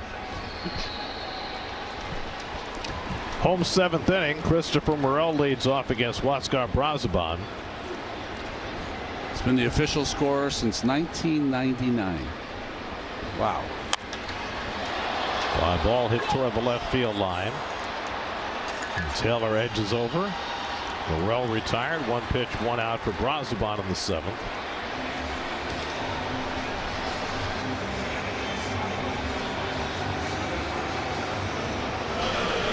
The guy that Jernick replaced was another former New Yorker, Sonny Hirsch. Oh, okay. He was a long-time figure in the Miami sports scene. He was the scorer in the early days for the Marlins before he passed away. Nice plaque honoring Sonny that sits next to the elevator on the press level. 1 ball, 1 strike to Sanoha. He has one of the 4 hits for the Marlins today, a single to right in the 3rd. The Marlins loaded the bases against Christian Scott in that 3rd inning on a single and 2 walks, and that's when Scott did his best work, striking out Casey and getting Stowers on a grounder. Brazoban's now faced 2 batters, retired them both on fly balls. Brooks Raley getting ready in the bullpen with, well, Liam Hicks is on deck, but yeah, this will be the 3rd batter for Brazoban, so you can bring him in for Hicks. But Sanoha cranks one toward the left field corner, and that's off the wall. And Sanoha races into second base with a 1-out double.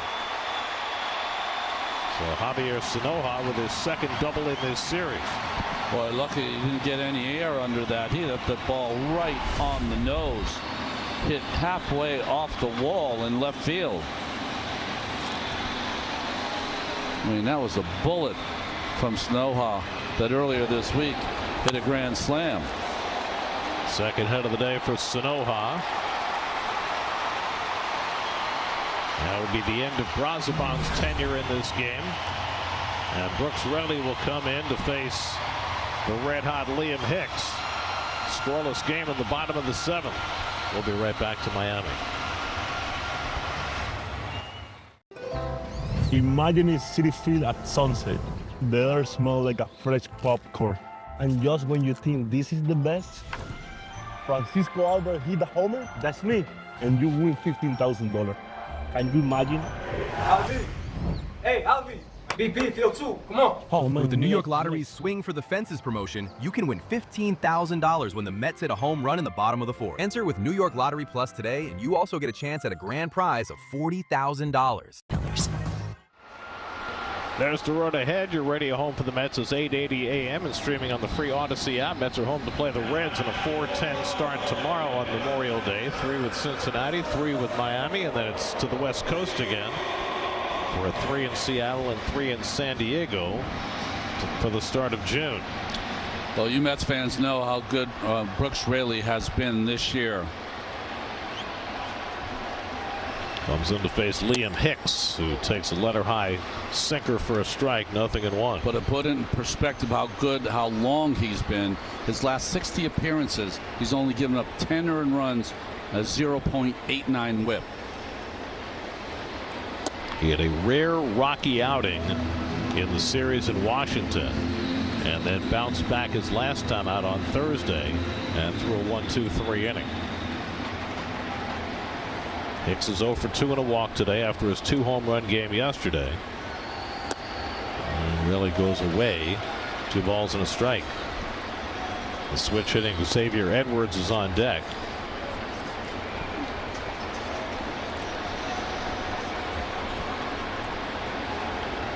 Sanoha with excellent speed at 2nd. Remember, he stole 3rd base in the first game of this series. And a fastball right there for a strike to Hicks. 2-2. I wonder what he was looking for there, sitting on a breaking ball, I guess. He really is throwing him just about all fastballs. Now it's 2-2. And he throws the sweeper and it's fouled off.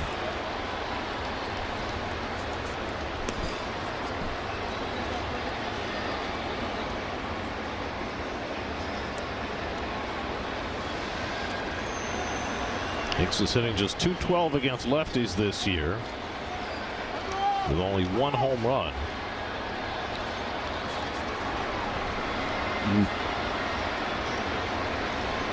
Hard man to strike out. He's only fanned 18 times this year in 167 at bats. Extraordinary. 11 home runs, only 18 strikeouts. 2-2. It's away. Full count. I mean, that's like Joe DiMaggio territory. That's right.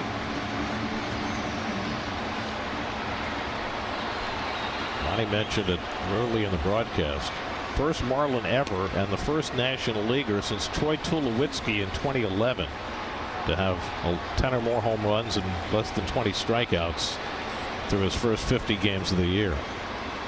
And that's away ball 4, so Raley loses Hicks to a walk, and now he's got to face the switch hitter Edwards with 2 men on. Second time Hicks has walked today. Edwards will bat right-handed for the first time in this game. He had a double and a walk as a left-hand hitter. He's hitting for a higher average and has more home runs right-handed than he does left-handed this year.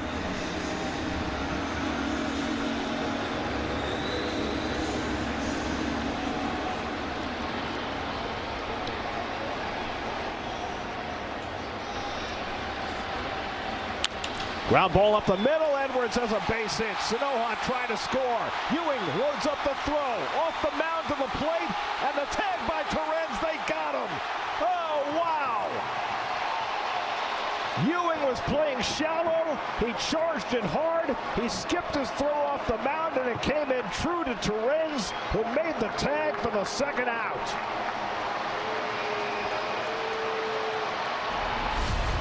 Well, first the hit from Edwards right up the middle, and this is a 4-hopper. But you're right, Gary, playing unusually shallow gave Ewing a chance to throw a 2-hopper in there and get the runner Sanoja. Just outstanding positioning of your center fielder allowed Ewing to make this play. I don't know why Sanoja's looking back. Maybe thought the infielder might have a play on it. He did not get a very good secondary lead off second base, and I think that's what cost him scoring the run. It's almost like that hit on the first pitch surprised him. So the Mets dodge a bullet. And now Heriberto Hernandez will bat for Owen Casey. It'll be the first plate appearance of the series for Hernandez, who had any number of huge hits against the Mets coming down the stretch of the season last year. So on this road trip, the youngsters Benj and Ewing now have thrown a runner out at the plate.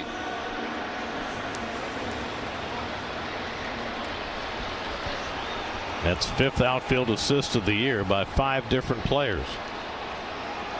So now Hernandez has gotten off to a slow start this year. Fouls off that first sweeper, 0-1.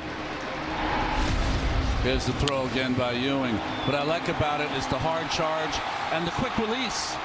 He got rid of that quickly and then used just that true turf to take that ball true to Torrens at home. Hernandez fouls it at the plate, and quickly it's 0-2.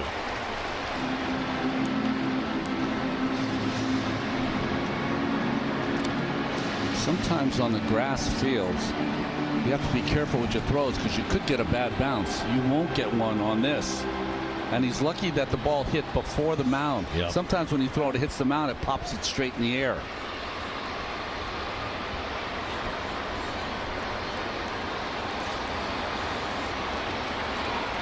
Raley ahead 0-2. Hernandez tops one toward third, charging his Beatty, throwing on the run, and he didn't get him. And the bases are loaded.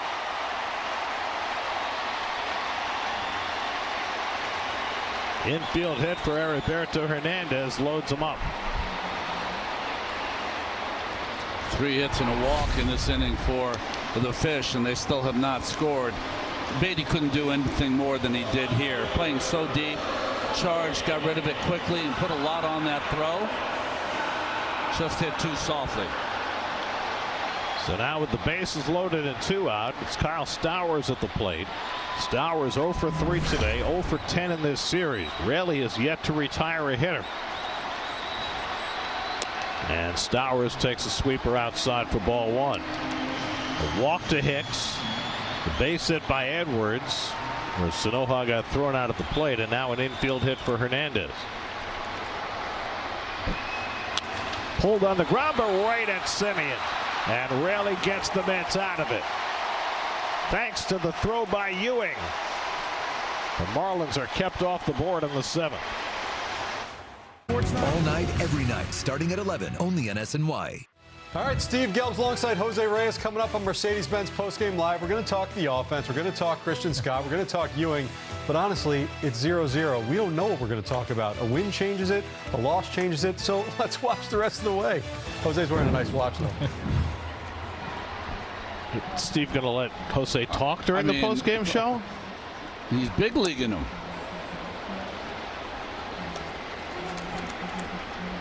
Jose, I've got it covered. I've got my 12 years in the game. I'll take care of it. Does Steve come back to our, in-game broadcast tomorrow? He'll let us know. Makes his own schedule now. Vientos 0 for 3, leading off in the 8th against Michael Peterson. Hits one on the ground to short. Stays down for Lopez. He throws out Vientos, one away. Spectrum high-speed hitting. Bo Bichette's bullet under the glove of Sanoja for a hit in the 5th. Far the hardest hit ball of the game. Carlos Mendoza giving a little dap to A.J. Ewing. There's Brett Beatty, who's been on base twice tonight with a single and a walk. Roberto Hernandez stayed in the game in left field for the Marlins. Kyle Stowers moved to right field after Hernandez pinch hit for Casey.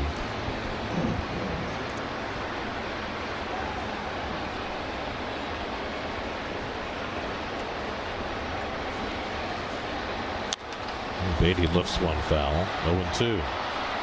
Michael Peterson on the mound for the Marlins came on in the 7th, and when he came on, his walk-in music was Hendricks. Oh, man. All along the watchtower. Now, Michael Peterson is from London, and Hendricks spent a lot of time over in England. He's a studio musician over there as well, the beginning of his career. There is great footage of him playing with the Isley brothers. That's right. All along the watchtower. Haven't heard that since Lucas Duda.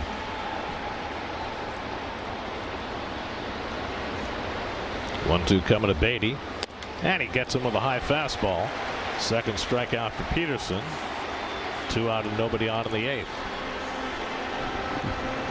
Who's going to crack?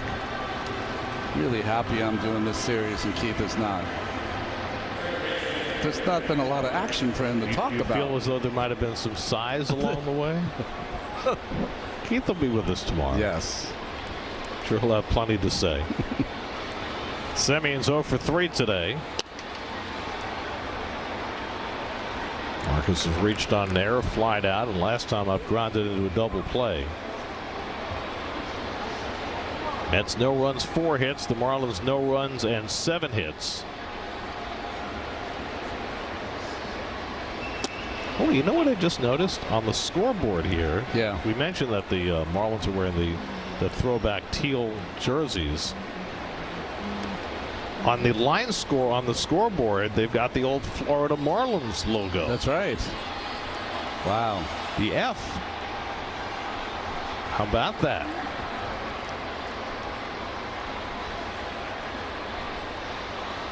Like old school Marlins. Semien lifts one to shallow left along the line. The shortstop Lopez and the third baseman Sanoja reaching into the netting, but he couldn't quite get it.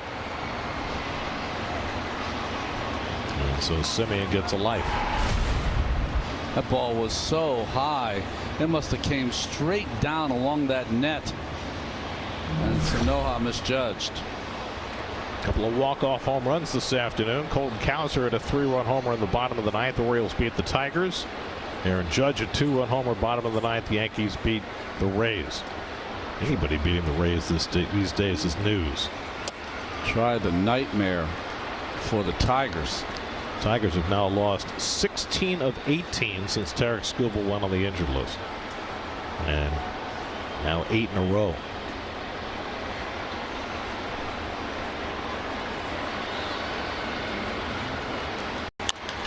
Grounds one to third. Two hopper for Sanoha.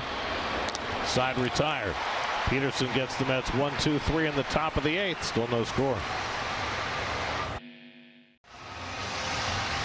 Well, the Mets scored just 1 run in each of the first 2 games of this series. They've been held scoreless through 8 innings today. On my calculations, that's 26 innings with 2 runs. But Marlins haven't scored either. Luke Weaver will try and keep it that way in the bottom of the 8th. Exactly. Weaver coming in. He's been so effective as well. Weaver in his last 13 games has only given up 2 earned runs with 18 Ks. He has been death on right-hand hitters. The righties are hitting 135 against Luke Weaver. Ronald Lopez, right-hand hitter, the best hitter in the league by batting average, leads off. He's 1 for 3 today. Lopez, Marcy, and Paulie. And the first pitch cutter off the plate to Lopez, ball 1.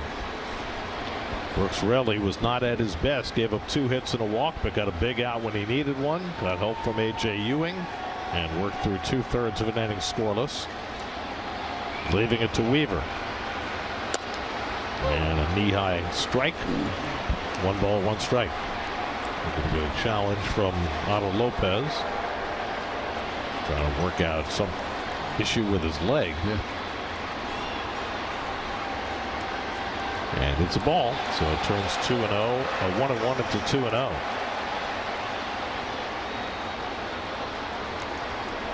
Marlins have been perfect on their challenges today.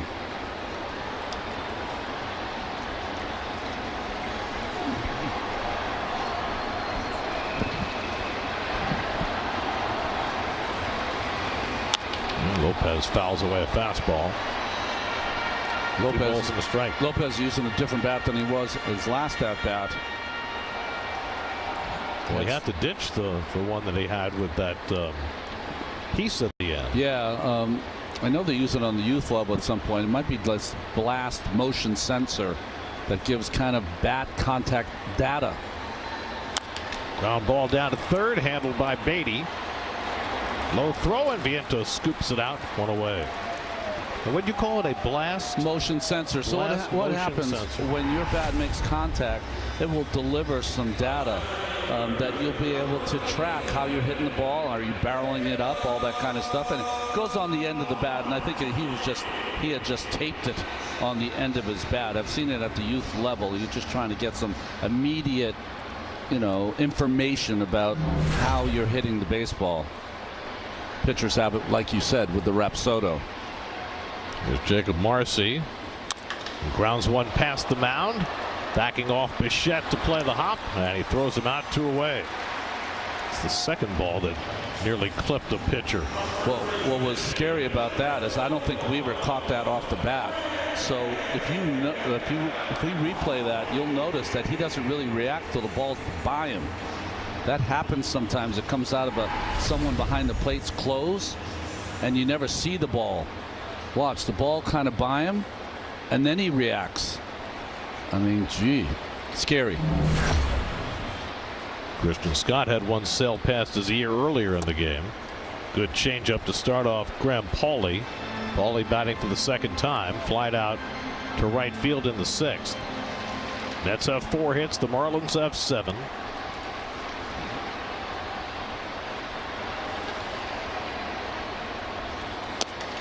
And Paulie takes fastball strike, and it's 0-2. That's allowed the lower third of their order coming up in the top of the 9th. Going to struggle for all the thirds.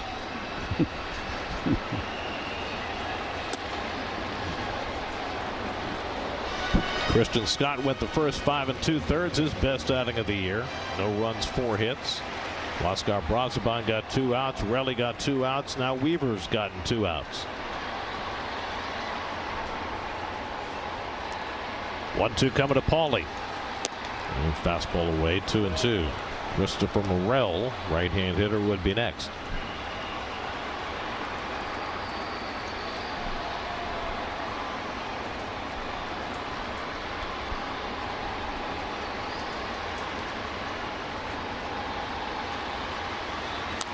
And Paulie lunges for the changeup and fouls it off.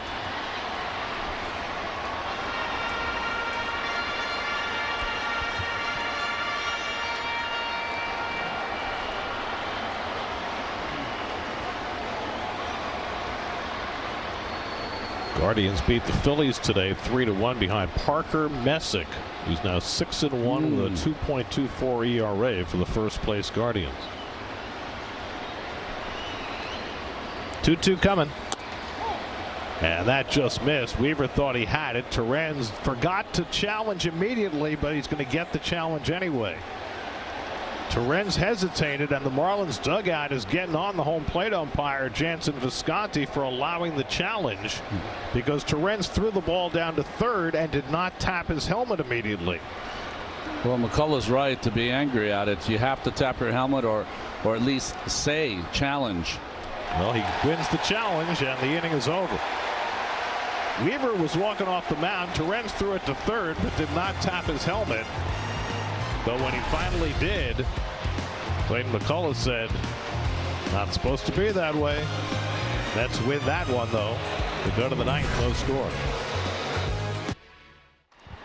Ninth inning, no score, and the Marlins go to their closer, Pete Fairbanks, to face MJ Melendez leading off in the top of the ninth. And Melendez rifles one into right field for a base hit. Chased toward the corner by Stowers. He cuts it off, and Melendez has to slam on the brakes and stop at first base. MJ Melendez on the first pitch thrown by Pete Fairbanks gets aboard for the third time today. Beware of those guys put in the lineup late, Gary. Hit by pitch, a walk, and a bullet by Melendez to start here in the ninth inning. Well, you got Taylor at the plate, Torrens on deck, and you can't bat for Torrens because you've already used both catchers. Nick Morabito is going to run for Melendez, carrying that go-ahead run. So I would assume you're not going to bunt in this spot. Third baseman Sanoha in on the cutout. And Taylor does square, and Morabito takes off, and the throw is right on the money, and he's out. Morabito running first pitch, and Liam Hicks put it right there. 2-4 on the caught, stealing one out. Well, it was kind of the fake bunt to kind of be in front of the catcher, but that didn't do anything to Hicks. Just a bullet of an arm right to Edwards at second base and right in the shoulder of Morabito. Good execution by the Marlins. Taylor lunging for that cutter, and it's 0-2. Now Ewing and Banjeet stole a base earlier in the game. Morabito trying to pick up another rookie steal, and that one came up shy. Now it's 0-2 to Taylor, and he shoots one foul. I mean, I have no criticism considering what has happened here for the first 2 hours. Being aggressive and trying to create something is cool with me. Fairbanks' numbers, closer in Tampa Bay, moved across the state. Got his 6th save of the year on Friday night with a 20-pitch ninth inning. Taylor grounds one to third, and Sanoha's in front of it. 2 out. So Luis Torrens will bat with 2 out and nobody on. In the bottom of the ninth, the Marlins have 8, 9, and 1 coming up. Morel, Sanoha, and Hicks. And the Mets have Devin Williams up in their bullpen.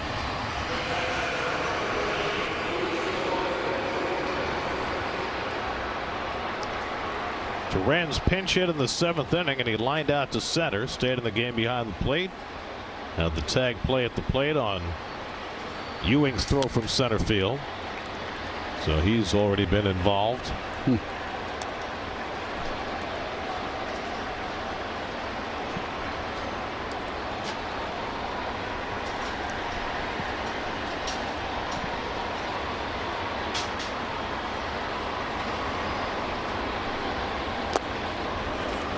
Luis takes that cutter down. 1 ball, 1 strike.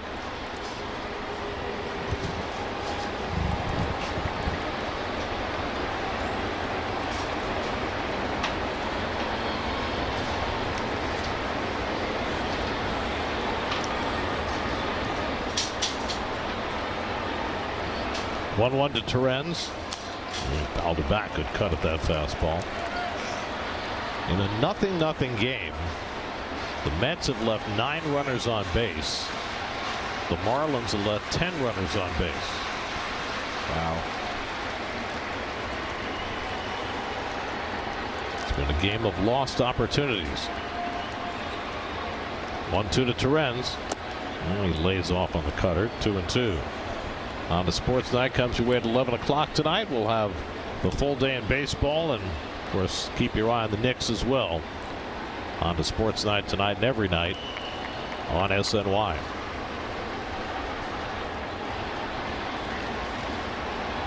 Two from Fairbanks, and Torrens takes a close pitch outside. 3-2. Carson Bench would be next. Fairbanks tosses the baseball away, asks for a new one. We saw this in game 1. It's like David Letterman's network time killer. 3-2 to Torrens. And Luis takes the walk. So the Mets have a 2-out base runner. And Carson Bench will try and do something with it. The walks have not been good for Fairbanks. What makes him so imposing, not only that he throws so hard with that good breaking ball, but he's 6'6" tall. Bench drew a walk against Fairbanks in the game on Friday night. Marlins pitchers have walked 6 today. Mets had only drawn 4 walks total in their previous 4 games. And Bench takes fastball strike. Torrens is not a fast runner, and he's getting a very small lead at first base. Be hard to get him home even on an extra base hit.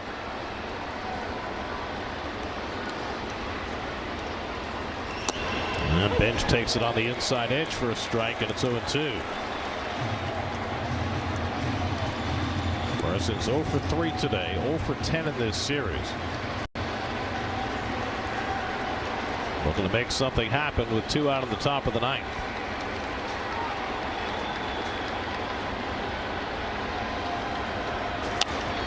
Fouls off the fastball from Fairbanks.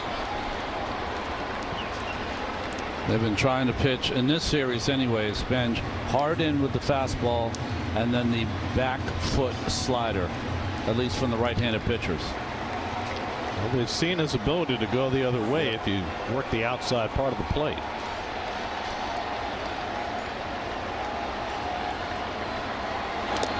And a check swing. The ball gets away. He did not swing. Torrens to second base. So Hicks couldn't stop that pitch in the dirt. And now the Mets have a runner in scoring position on the wild pitch by Fairbanks. Nothing for Hicks to do in the wildest of pitches. Hits before the plate, really bounds up and just can't get his left arm and shoulder in front of that ball to try to keep it in front. So now Bench with a chance to drive in the go-ahead run. Torrens at second, 2 down. And the fastball is on the inside corner. Strike 3 called, and Bench does not challenge it. Side retired. We go to the bottom of the 9th. Mets and Marlins still no score. Devin Williams on to try to get this game to extra innings. Devin is not allowed a run in his last 10 appearances. 9 2/3, only 2 hits allowed, 2 walks, and 12 punchouts. Go along with 5 saves. And one of those hits was that bloop to center field in the 9th inning in Washington that A.J. Ewing tried to make a sliding catch on with the wind blowing it back toward the infield. A leadoff double that Williams proceeded to pitch around. He's been great. We'll get 9-1 and 2, 8-9 and 1 in the batting order. Morel, Sanoha, and Hicks. Christian Scott for 5 2/3. Oscar Brazoban and Brooks Raley each for 2/3. Luke Weaver worked a 1-2 3/8, and now Williams trying to get this game to the 10th.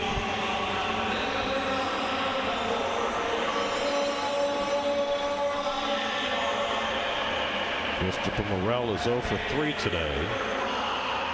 2 fly balls and a strikeout. He's one of only 2 hitters on this Marlins team who have ever faced Devin Williams before. He and Xavier Edwards. That's how youthful this team is.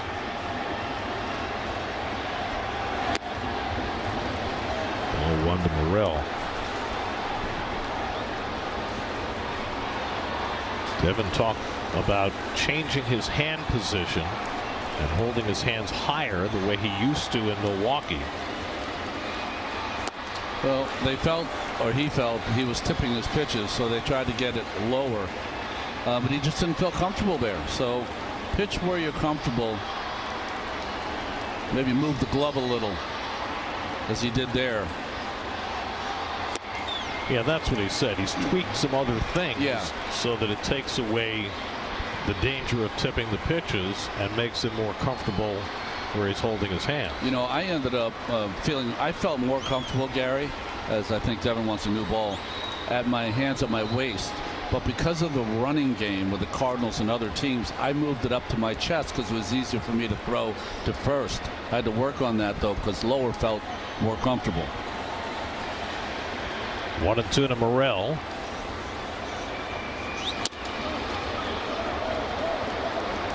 Two balls, 2 strikes.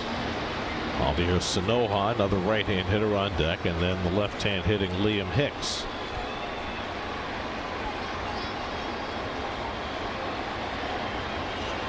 Two. Lined over third. That's a fair ball going down the line. Taylor gets over, cuts it off at the line, heading to second Morrell, and he slides in safely with a leadoff double.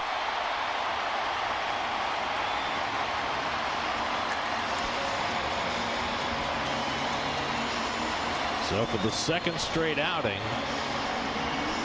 Williams gives up a 2-base hit to start it. There was a changeup down, and you could hear the crack of the bat, a broken bat, but still enough strength by Morrell that he was able to get that into the outfield, down the line, and for a double. See where he hits it right off the end of the bat. He has a long swing. And now Esteury Ruiz will run for Morrell. Ruiz stole third base in the first game of this series. He's 8 for 8 this year. Javier Sanoja undoubtedly will be asked to bunt. And Ruiz has great numbers in his career stealing third. I don't think he'll do it here because they're going to have the bunt on. But if Sanoja doesn't get the job done, he might then. Sanoja has 2 hits today, a single and a double. Winning run at second, nobody out. Corners come in.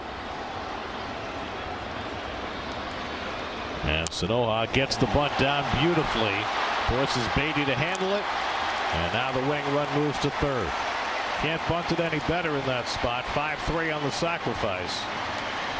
Sanoja is a good player to have on your bench. And now if you're the Mets, what do? Do you walk Hicks? Do you walk Hicks and Edwards to fill the bases? Well, first, good bunt here by Sanoja, as you said, perfect form. Yeah, I do. I mean, you have Heriberto Hernandez hitting in the 3 spot. I think you walk 2. I do, and get to a double play situation. Williams has great control. You don't worry about the walk with the bases loaded. And Hicks is red hot. Well, the Mets are going to at least throw a pitch to Hicks.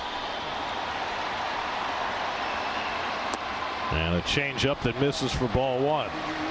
The infield is in, the outfield is in. The fly ball wins the game. I am shocked that they're pitching. Yeah, you don't give in to them. If you're going to pitch to them like this, then you don't give in. Another air bender right here. You throw him a fastball out of the strike zone. Now it's 2-0.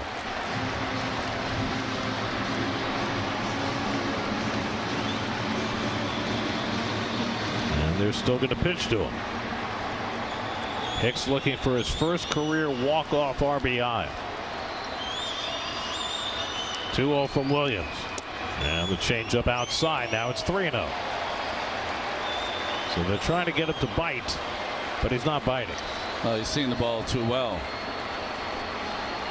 He's a guy who walks a lot and does not strike out much. Has great in-zone contact. And there's a strike. Threw him a 3-0 changeup.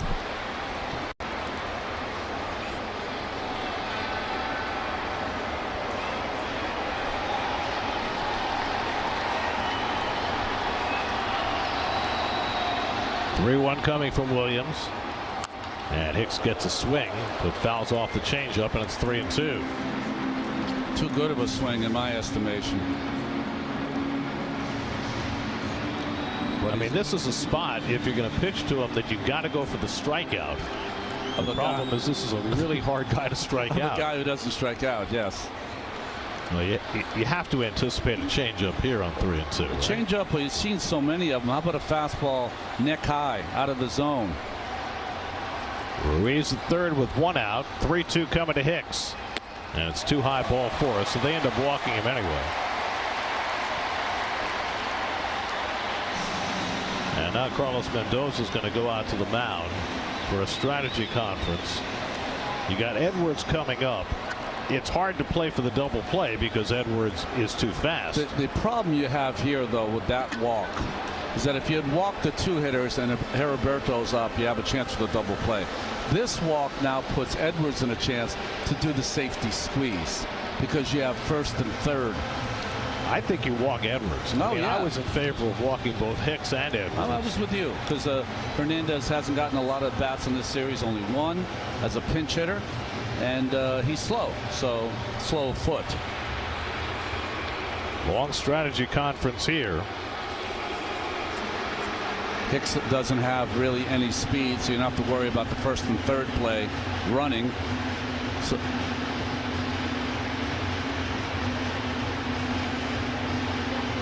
and I think that the safety squeeze will be in play from McCullough. As a manager going out to Williams, who's been out in the 9th inning umpteen times, sometimes you're asking your pitcher what would he like to do, and they opted to walk Edwards. Or I think they did. Yeah, I think he's got the intentional walk. Yeah. That's why he's taking off the batting gloves. So the Mets are going to load the bases and bring up Heriberto Hernandez. That takes the safety squeeze out. Now you get a strikeout or a ground ball double play.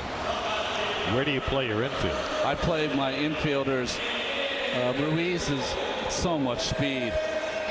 I think you got to play in, Gary. But if it's the kind of ball that's hit 1 hop at you, then you can go turn 2. You go to plan B. Or you can try and, turn 2 by way of home. Home to first, yeah, exactly. The problem is if you're in this close, now you're risking the base hit past the drawn in infield. That's right. Hernandez had an infield hit on a slow roller to third and is only at bat in this series in the 7th. Bases loaded, 1 out. Infield in, outfield in.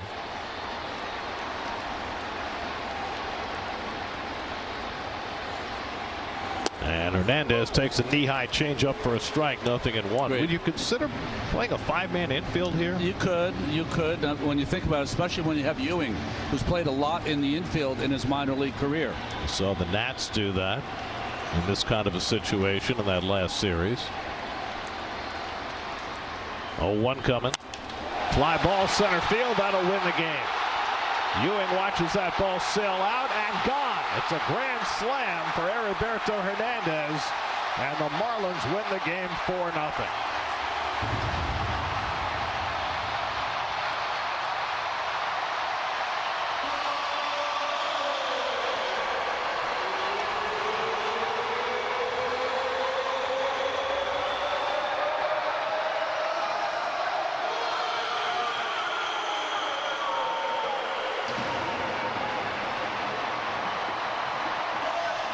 Heriberto Hernandez with his 2nd home run of the season. A grand slam in the bottom of the 9th to break up a scoreless tie. And the Marlins sweep this series, winning today 4-0 and holding the Mets to just 2 runs in a 3-game series.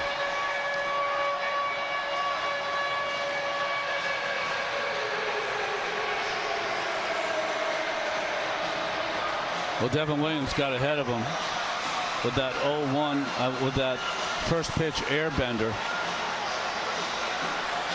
Heriberto has only had 1 at bat in this series. In this game, gets another one, but this one's middle, trying to hit a fly ball, and boy did he.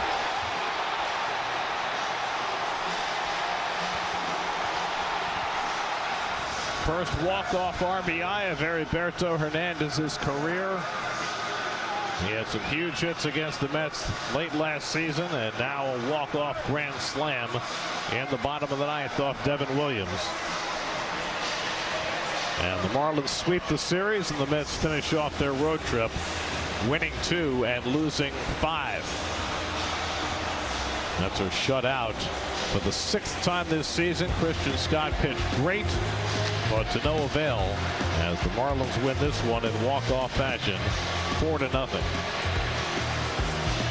New York Mets baseball on SNY is brought to you by your Tri-State Chevy dealers. Visit ChevyOffers.com. By Suffolk Credit Union. Be a HELOC hero at Suffolk Credit Union. By Mohegan Sun, beyond your wildest. And by Infinity, experience their luxury SUVs at your local Infinity retailer today. Final score today, the Marlins 4, the Mets nothing. Mets will limp home to take on the Reds tomorrow afternoon on Memorial Day. It's a 4:10 first pitch, 3:30 for our coverage on SNY with Nola McClain on the mound against Nick Lodolo.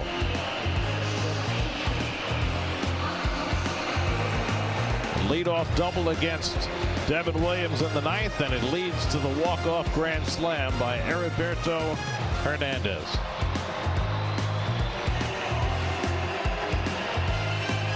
Now for Ron Darling and our entire SNY crew, I'm Gary Cohen in Miami. Time for Mercedes-Benz post-game live. Let's join Steve Gelbs and Jose Reyes in the studio. Gentlemen. 5 hits again. I mean, they score how many runs in this series? So not 2 total runs. 2 total against the Miami pitchers. So they make the Miami pitcher look like everybody that is a Cy Young. Yeah. So that's the way they look. So it's really tough to see the offense like that, and hopefully they can figure it out soon because they need it. Yeah, and this Miami team had lost 12 of 18 prior to this series, in large part again.